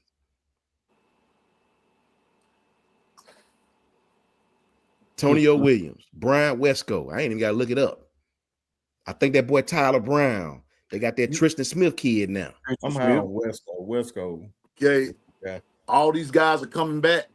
Yeah, they all on their roster right now. You can't compare. There's no comparison. Man, Clemson may have the best receiver room in the country, bro. Yeah, now that I disagree with. Yeah. They got potential because That's they got. why I said there's. Now let's go to Ohio State. They got Jeremiah. They got Brandon Ennis. Yep. They got Tate. I thought Tate left. No, Tate. No, Tate is still there. Still there. Clemson wide recip room. It doesn't even compare to Ohio State. Ennis in the slot. You got Tate. You got Jeremiah at the X, and you got Tate on the other side, man. It's not even a comparison. I think it is. Tate was number. They got 2-6-4. I think it is. I think Clemson's wide receiver room is great. I ain't gonna lie to you. Hold on. Are we going by height or are we going by just straight up talent? Outside of outside of Jeremiah Williams or whatever his name is, Tate was a marginal receiver. He didn't go look it up. He was a marginal receiver. The light-skinned dude from Florida, what's his name? Brandon Ennis, marginal receiver. They didn't do nothing. It was crowded.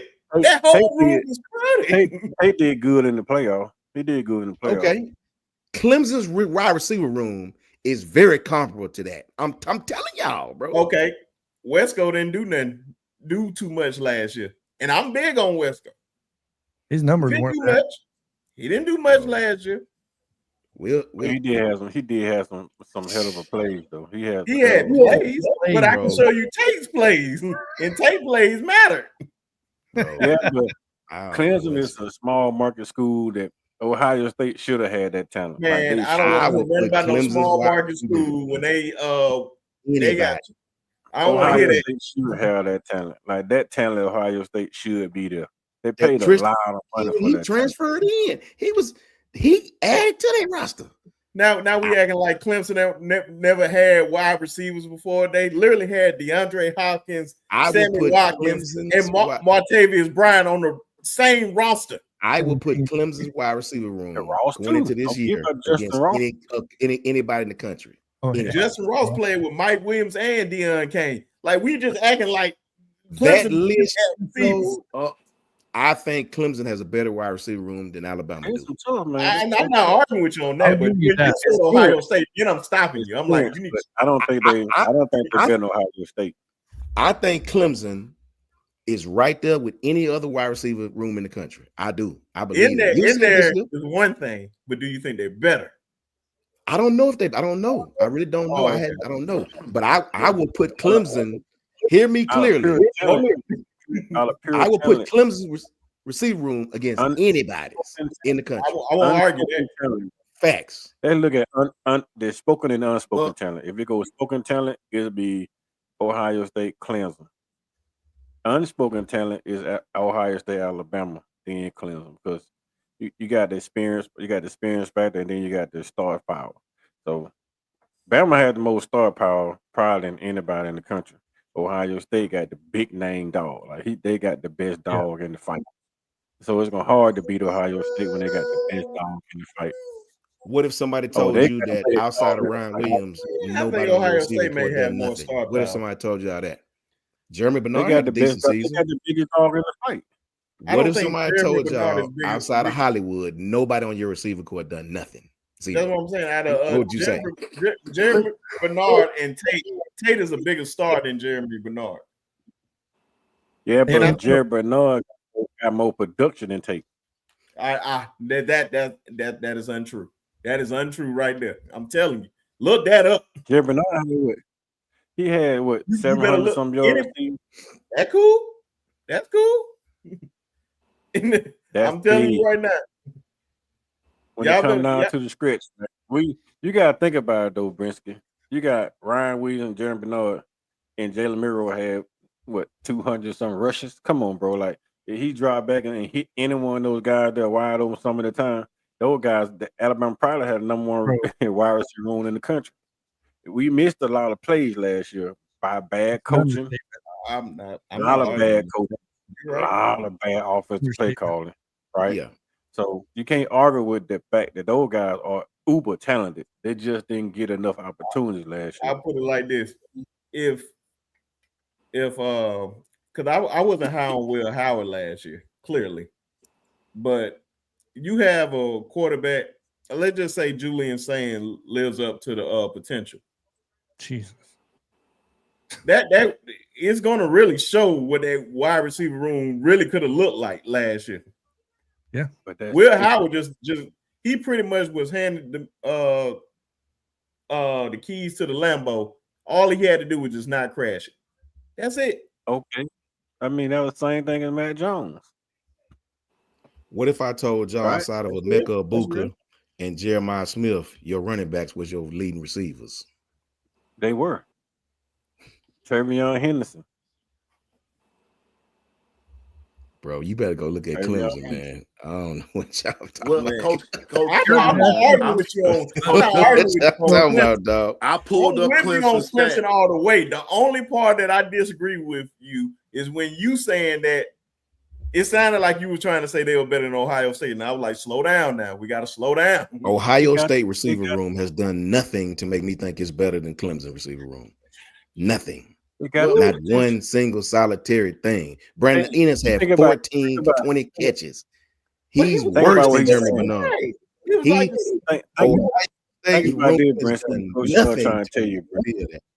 But I'm looking at Clemson's stats on the wide receiver room. Now, Antonio Williams had 904 yards and 11 touchdowns. Wesco had 708 yards but 5 touchdowns. And So that's almost 2,000 yard receivers. Almost Are we 2,000 not yard going receivers, to right? consider the quarterbacks at all? Like, and who's throwing up TJ the Moore quarterback? had 651 yards and So 5 touchdowns. So that's 3 receivers over 500 yards, right? And Yeah. with Now Cade go with Cutler, Ohio State. I got Now it right here. I got it right here. Abuka was on that team last year. They I got it literally right had 2,000 yards receiving. Emeka Abuka had 81 catches for 1,000 yards.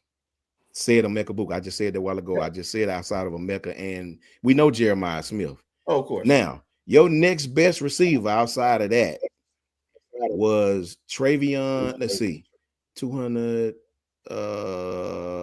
Carnell Tate. He had 50 catches for 700 yards, right?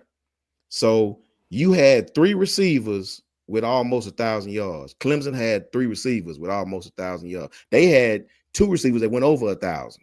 Ohio State did, right? Yeah. One of those is gone. One of those is back. The other receiving stats you got is Travion Henderson. You know what I'm saying? He had 284. G. Scott had 200. So, like I said, bro, I would put Clemson's receiver room against anybody's. It's right here in black and white. I'm not arguing that they're right there, but better talent-wise, I'm not taking them over Ohio State. I will argue with you and debate you. I don't know if neither one of them better. I don't even know how none of them going to play. I'm saying when you talk about the top receiver rooms in the country, Clemson, I would definitely say they have one of the top receivers in the country. This is the most production-wise, the games are going to be played.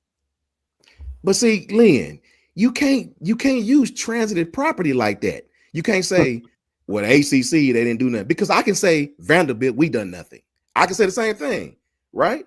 We have to look at the total amount of talent on each team and what they bring to the table, right?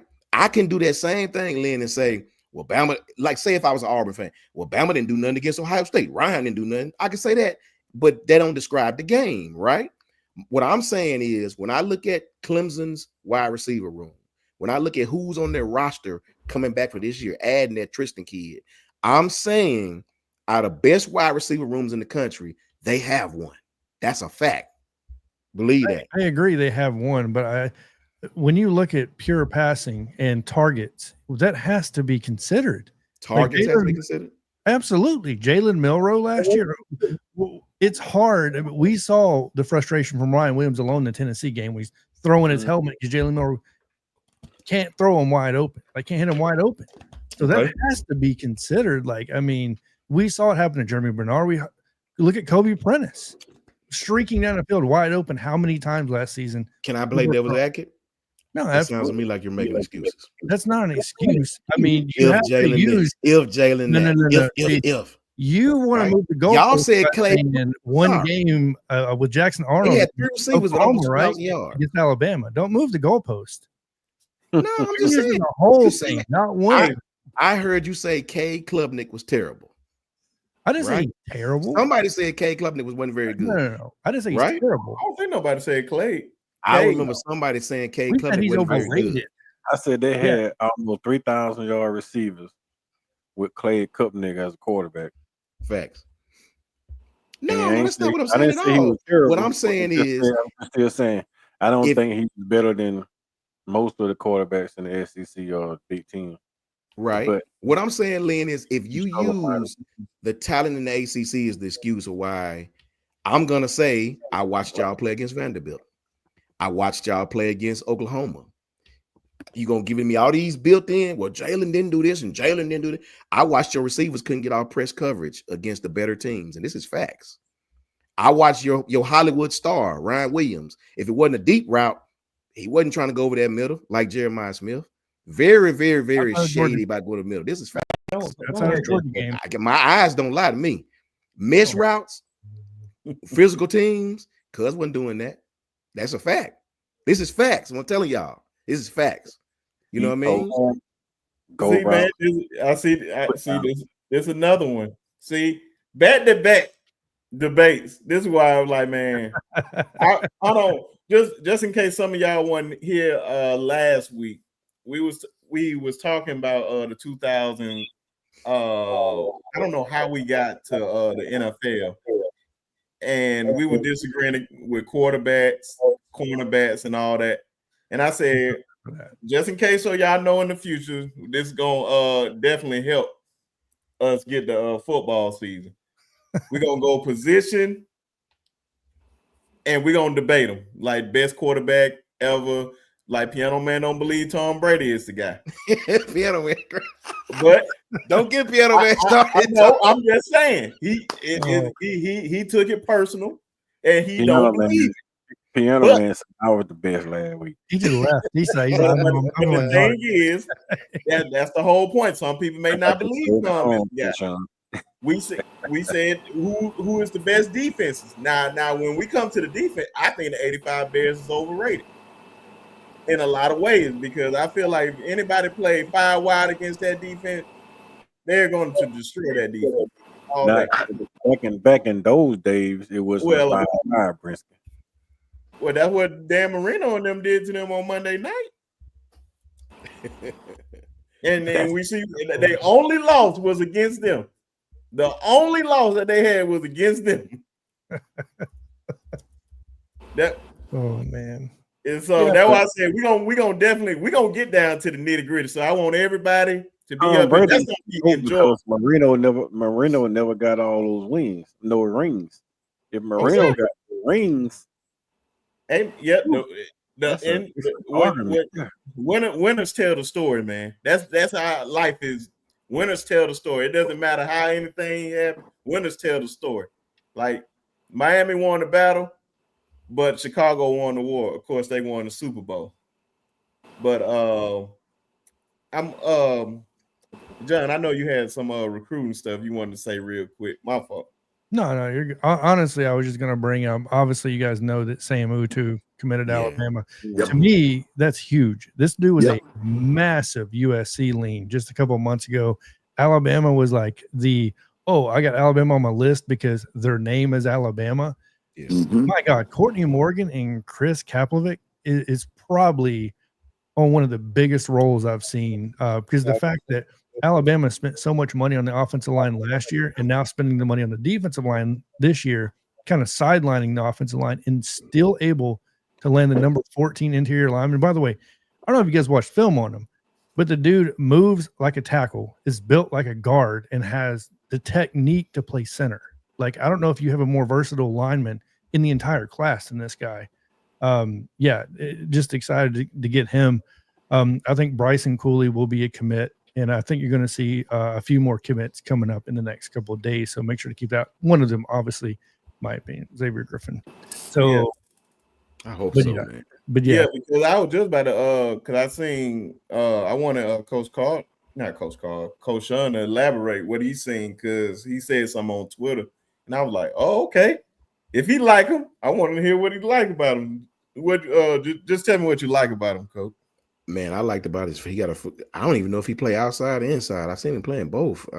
Xavier. Oh yeah, Xavier Griffin.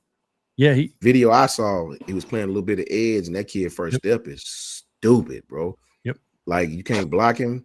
He got good height. He got a frame. You can add weight to, Coach Carl. You can add that weight to that kid.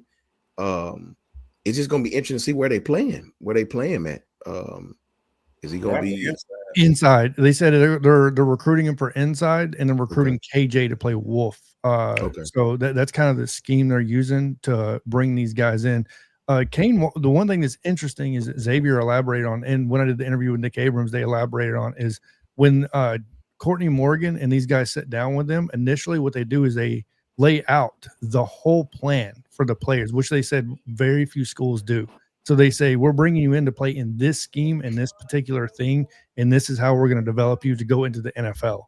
I've never been a coach or nothing like that, but it seems pretty crazy that these guys lay out an entire 4-year plan or 3-year plan for these guys before they even commit to Alabama.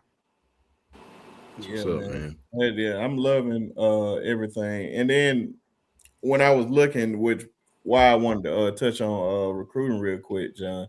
The Edwards kid, the safety. Oh, Jari Edwards. They said he's trending towards Alabama right now. I'm not going to say he's Alabama, but There's a reason why the other safety dropped off the board. Whoa. Not Jet Washington. Oh, okay. Okay. What other safety? So I don't know if you knew who Bell was, Trey. So he was the number 30 safety. And the minute Jairi made that tweet about teaming up with somebody, immediately, like 45 minutes later, he came off the big board. Okay. So yeah, there's something definitely in the works. It looks like it's a package deal with a couple of these kids. So, and that's why a lot of these insiders are saying, pay attention to first week of July and the very last week of June. So things are in works. Because a lot of those guys recruitment from like EJ to Sedarian, Yep. I think Jet. No, Xavier. Mhm. I don't know if Jet made an official day yet. I don't even know if Edward. I believe he did. I don't have my notes up in front of me right now. He'll say but- he's a hard, big hitter. Like, bro, I didn't pay attention to him only because we didn't have a chance on him. Now, when I seen that report, I was like, wait a minute now.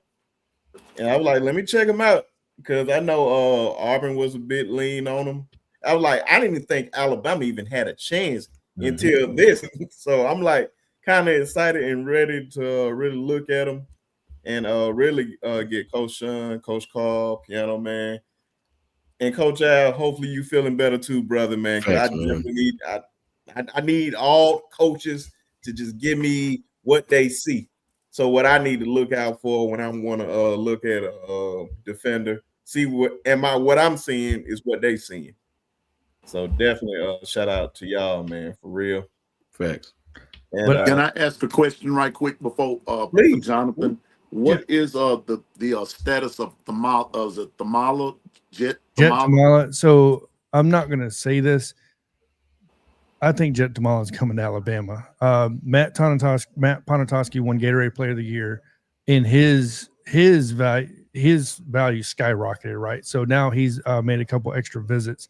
Jet Tamala is, he came here the May 30th, essentially, and he stayed beyond what he was supposed to, which gave a lot of indication of supposedly this guy's not just here on unofficial, but it's going to be an official. They're trying to add.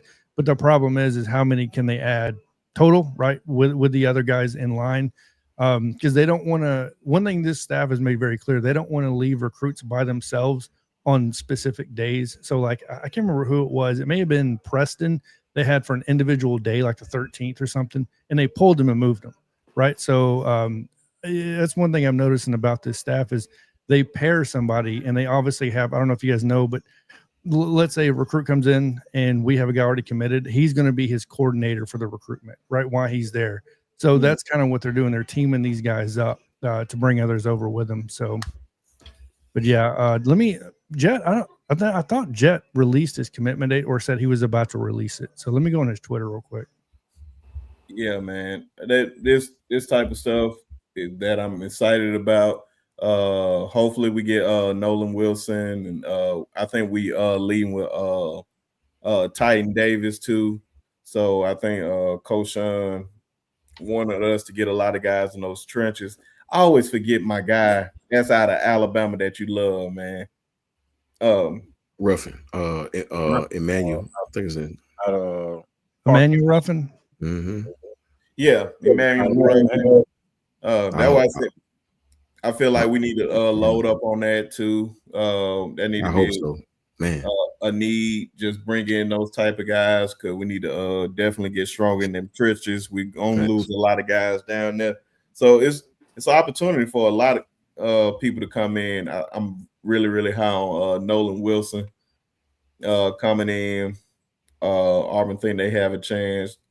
I don't think so at all, but hopefully we can close the deal because I'm telling you right now, man, everything that I'm seeing, if we can get the trenches down pat, I don't believe that nobody will be able to throw the ball on us because it's looking like the Great Wall of Alabama, cornerback wise. I mean, defensive back wise, with all these tall guys with 6'3". Or go ahead. Sorry, Vince. No. And go ahead, Carl. Jonathan. How many do you think we actually gonna get out of the 8 5-star that we had on campus? out of the 8 5-stars. Let me run through my list real quick. So I think for sure we're going to get Xavier Crowell. He was a 5-star, right? So these rankings just removed again recently. So him, I think Sedarian Morgan. I don't think we'll land. I want to think we're going to land him. I don't think we're going to get Jet Washington. I think he will end up at Oregon. I think he's an Oregon guy. I think we end up with Jairi. Me personally, I don't think it's a huge loss. You know what I mean? A lot of people want Jet more than Jairi. These guys go watch the film. They're both great. But let me run through the list here. So I think there's a good chance for Booby. He commits July 4th. I'm kind of tanking this class. Yeah, Tank Davis. Tank. I think we get. I don't think we get Sincere Johnson. I don't know if he's still a 5-star or not. I think he ends up still. I don't think he was ever a 5-star. Okay, I wasn't sure. There's so many rankings, right? Right? Xavier Griffin, so 5 or 6, about 5 or 6. Oh, we're gonna get I think at least 5. Me personally, the key behind the whole thing is going to be this upcoming week. I don't know if you guys saw who, and it's the smallest one, but in my opinion has the most impact because you're bringing in, if Arrington commits, if Arrington has a good visit at Alabama and we steer that momentum towards Alabama, the fact that Arrington has so many attachments to him and Kenny Darby both. I don't know if you guys know, but once again, the LSU commit wide receiver, surprise, not decommits, but opens up his commitment just like Tristan Keys is still not locked down, right? So LSU is losing momentum on all their receivers right now, while Alabama is gaining momentum on almost all of them, which is, you know what I mean? I don't know what's going on with Brian Kelly and down there in Baton Rouge, but it's not looking good, in my opinion, for them, because if we end up getting Darby, that's a huge loss for them, right? This guy was supposedly attached at the hip with Tristan Keys, and now Tristan Keys said, well, I'm opening everything back up.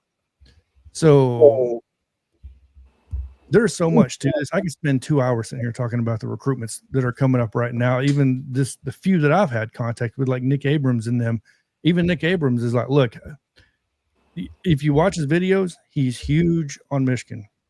We know that he's huge on academics. He wants to go to business school to be an accountant, right? So which Michigan's huge on. But he said verbatim, Chuck Morrell, right, is recruiting him almost better than anybody. It's clear as day that this staff somehow locks on to the mom and the grandma and it brings in the family and says, this is where you want to be. And my God, Brandon, if we swing Brandon Arrington over with Darby, good luck. We'll end up definitely with the top 2 recruiting class, in my opinion. If we get all those guys, I don't see how we're not number 1. It would be tough to still be number 1 because of the lack. And the reason why is because we're going to have the smaller classes, right? So this year's a smaller class than last season. So you're not going to have the numbers, right? It's ultimately a numbers game at the end of the day. You're right. Next year will be the big class for us. This year is a little bit smaller class, and it has a lot to do with NIL money. And you don't want to be Oklahoma right now, right? Oklahoma is in a battle with Jaden O'Neal and what's his name? Oh my gosh, Bo Bentley, because they offered Jaden O'Neal. This dude committed. He moved his whole family to Oklahoma. They told him he's the guy. Then they hire Arbuckle, right? And then Arbuckle offers Bo Bentley, and now Jaden O'Neal and his dad is clearly voiced frustration on what's going on at OU. Because why? There's money involved. The NIL is involved, and it's hard to bring in multiple blue chippers, especially at the QB position, right? And we say that when we weren't supposed to even go after a quarterback this year.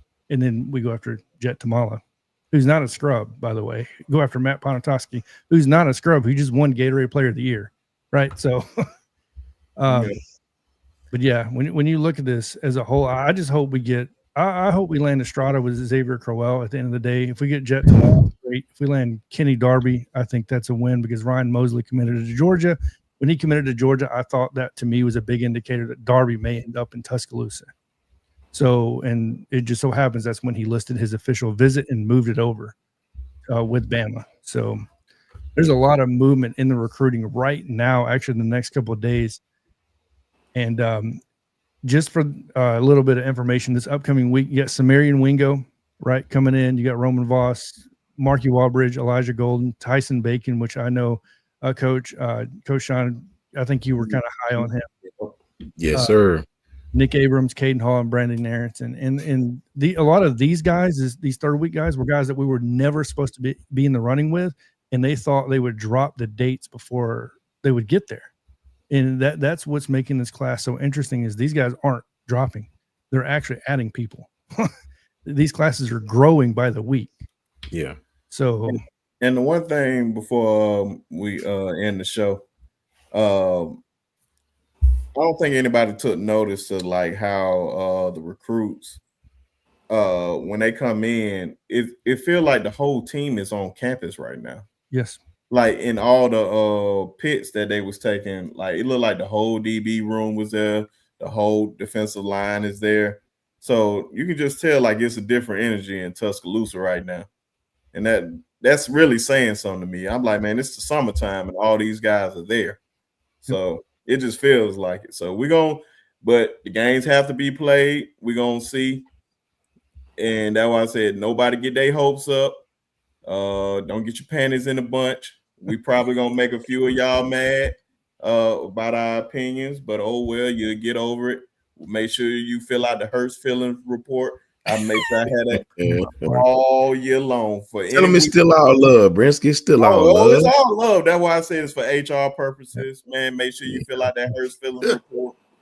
Coach Sean, hurt your feelings. Don't worry, I don't have it on me right now, but it's gonna be ready for you to fill out. Let HR know, Coach Sean.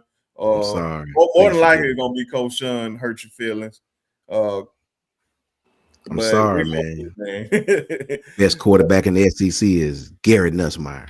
And ladies and gentlemen, that's how we're gonna end it right there. Hey, forgive me, man. Talking is crazy, man. Sorry, Coach. Forgive me. I'm feeling it out right now. Make sure when you write them up, man, when you send them to my office, you give me. Man, what kind of punishment do you want me? I'm sorry, Pietro, man. I'm sorry, Coach Al. I'm snitching. What type of sanctions you want me to put on Coach Sean? You said Gary Nussmeier. It's special. It's expulsion. Well, you know what? Well, Coach Sean, you should have been on the show tonight. Cause let me show you what Athlon said. Athlon said that the first squad all SEC team was going to be led by Arch Manning and not Garrett Nussmeier. If they pick the quarterback to be first team and who's never played a full season, then he's a dummy anyway. So Nussmeier was the best quarterback in the league last year when I told y'all that. You know what I'm saying? Hey, that's why the games need to be played. We're gonna see. Only time will tell. But he didn't show it against Alabama though. Okay. Yeah. True. Very true. Very true. At that point, Bama was clicking on all cylinders too, man. Yeah, and I don't want to hear it. We spoke up the place the very next week. That LSU win don't even feel good because of what we did the very next week. But like I said, man, appreciate everybody coming through. Man, great debate. Oh, I literally put a pin in for those debates down the line. So we're gonna revisit some of these debates mid-season. I'm be like, oh, okay, you still believe this wide receiver group is there? Somebody gonna be right. Somebody gonna be right. Ain't gonna be no team. So we're gonna definitely see, but everybody gonna shout out their channel and we're gonna get up out of here. Hey, again, B Sharp, thank you for allowing me to be with you tonight with Coach Carl, Coach Sean, and Jonathan. Man, always glad to be with you. Hey, you can find me at The Long Run with Piano Man on YouTube, and you can also find me on Music and Sports Guy on Twitter. Just subscribe to my channel. As B Sharp said, it costs $0.00. So thank you for the opportunity, B Sharp. Yes, sir. And it's right there. I'm gonna drop everybody links in the chat. So make sure if you're not subscribed over there, just go on over there and subscribe to their channel. It costs $0.00, like he said. Hey man, I appreciate you inviting me, Brinsky. I was in the chat. I asked for the link you sent. I really still wasn't feeling all that good, but hey man, I'm back. Feel better. It actually felt really good being able to sit on the mic and talk to you guys tonight. Come in with some people in the chats, man. So it actually brought me back to life tonight, Brinsky, because I was sitting down there bored, feeling real bad. I had to take that medication. So when I took the medication, that's why my voice a little bit hoarse right now. But hey, I can't lie, man. It feel really good to be back on screen with you guys. So I appreciate it. Coach Sean, Brinsky, Piano, man, Jonathan, chat room, man. I appreciate all the prayers, man, because your boy walked out the schoolhouse last Friday and stepped out about 2 feet outside of my car and had a heart attack. So it one of the scary moments in my life. I was on the way to the hospital, told my wife I think I'm out of here. I said, man, you're gonna let me die. She got me to the hospital. I didn't know where I was at. So when I finally got my senses and everything, I was laying in the hospital. My mom, my wife was there, and all three of my sisters were there. So thank the good Lord for a praying family, friends, brothers that I see here on YouTube. Some of the people in the chat, man, I sure appreciate y'all, man. But you can find me on the Block Sport Talk with Coach Carl, or you can hit me up on Twitter at Coach KD Taylor. And if anybody see Miss Janet, tell Miss Janet that we missed her and Facts. we miss her. We haven't seen her in a while, so y'all look out for her. Hit her up if y'all have a number. Let her know that we've been asking about her. Appreciate y'all, man. OG Gill, glad to see you back, man. Oh yeah. Facts. 10 years you stay was in the hospital too, man. So prayers for you too, my brother. I'll be safe. Lynn, appreciate the t-shirt, all the prayers, the text message that you've been sending me. I appreciate it, man. You can find me on the Bama Center Network talking recruiting, and then I started my own channel here, which is the name of my Twitter, which is Bama Fan Podcast. Where I'll be talking a little bit about everything, and obviously we got to bring everybody on. But I do appreciate the invite, Brinsky, always. Obviously I got a lot of transitioning going on, so it's hard for me to get on the camera right now and almost do anything. Love speaking with all you guys, Piano Man, Coach Sean. Obviously, we always have a healthy debate. I love it. Nobody else takes things personal. That's what I like. No, exactly. Debate it. So, but yeah, Brinsky, Piano Man, Coach Sean, obviously Coach Carl, praying for you, man, ever since your stuff when you told me what happened. Thank everybody in the comment section for getting on here and leaving comments, because like Brinsky always says, well, we can't do this without you, essentially, or there's no reason to, in my opinion. So, but yeah, other than that, Bama Standard Network, Bama Fan Podcast. And it's right there in the chat, y'all. All of them gonna be in the chat, so make sure y'all go over there. Always facts, man. I love kicking with my boy, my brother John. And we have some good debates, man. Brinsky, thank you for having us, man. We appreciate you. Coach Carl, love my boy doing better, man. Prayers was wrapped in you when I first heard it, man. Piano Man channel growing. Great content on that man channel, man. Doing big things. Don't you ever stop what you're doing.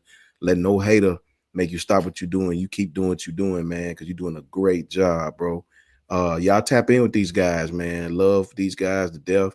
They do great job. My brother Gil in the chat, everybody in the chat, my brother Lynn. You know, we just have a good time, man. We debate and have a good time, and nobody get mad, bro. It make for good talk. It make for good football talk, if you ask me. Shout out to the whole Bama Standard doing their thing. Shout out to our brothers in arms, Ty Hayes, Coach Jance, Coach Al, all the Bama content creators far and wide, KB doing his thing, Kyle and T doing their thing over there at Bama Football on YouTube. Clint Lamb is constantly doing his thing. Justin Smith is constantly doing his thing. These guys have awesome content, man. Make sure you tap in with all these guys. You can't go wrong either way with these guys, man.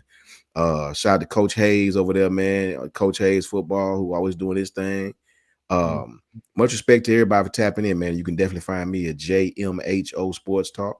That's on Twitter and YouTube. It's just my humble opinion. JMHO Sports Talk on Twitter and YouTube. Oh yeah, man. I definitely appreciate everybody just supporting the channel. We almost we trying to hit that next mark of 900 or whatnot, probably before the end of this month. God willing, will be monetized finally on this channel. So that'll be major, well, somewhat monetized, and that's a blessing in its own, just seeing how far this channel has come. Got to know all these brothers just doing this. So that's a blessing that I even know these guys personally, and it's good to say that they are friends. Shout out to Lynn, Miss Janet, Gil. Janet. Happy birthday to Kim. Always showing love Thanks. to our channel. OG Gil feeling a lot better. From in here, Stephen Hicks, everybody that support all our channels, man. Thank you all. Because literally we are nothing without you guys, and you guys make everything. Miss Susan. Thank you all for Brinsky, before you go ahead. We got Coach Al. We peer pressured Coach Al, man. It was a good move because Coach Al is a staple in our group. We gonna peer pressure Gil. We gonna get Gil on the panel, bro. We gonna get Gil on the panel. Piano Man, help. Piano Man got the inside connect on my brother, man. Gil. I got him. We need that football knowledge, bro. Roll Tide OG Ephraim as well. Oh yeah, man. We need, like I said, man. Especially, I don't want to even say I gave him the ideal of this. I just want to see it on Coach Sean's channel with Coach Carl, Coach Al, just all football minds. And I'm gonna say this every week until I see Mr. George Teague on his channel, and all of them talking that football. Just hear all the coaches' minds, just to see what they see. They just put up something and then they just go. It can be anything. I know it's gonna be some highly entertaining stuff, man. So I definitely can't wait to see all that. So, but as always, y'all already know. Look, Brinsky, I had to get my boy Coach Allen, Coach Carl, and them defensive boy be swallowing us up, man. You know what I mean?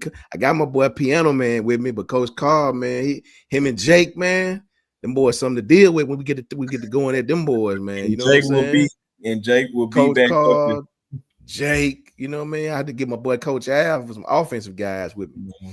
So yeah, man, I just can't wait to hear it, man. We're not that knowledgeable in sport and defense, man. We just practice a lot. I respect it, Coach. You already know. Thank you, Latoya, man. Appreciate your support too, man. That's why I say so many of you guys. That's why it's a blessing to have all you guys in our corner. We gotta get some of that. We gotta do a live Brinsky where we get some of these ladies on the channel, man, so they can talk. That's right. Let's do that, man. We can get a panel, man. I love that. I love you. All these ladies and to let them talk about We can do it. football. He said 85 and up. I might do that, right? I might do that, man. My next live, maybe just get Latoya, Susan, them on the channel, man. Susan, and then we sit back and listen. Lisa. Oh, I'm gonna pick on them like they pick on us.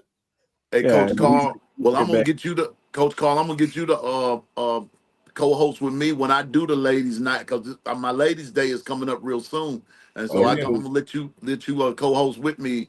You know, we're gonna take it easy on you, bro. But you know, I just need you to be at your best now, because them ladies they ain't gonna spare us no pain now. No pain. Well, y'all better go check out Lisa. Lisa be giving them grief on Lisa be putting belt facts, Coach, because she be putting belt to you know what, man. Lisa ain't no joke, man. No joke, boy. Lisa ain't no joke. She be on their head. And y'all already know the best part of the show. That's it. All day, every day.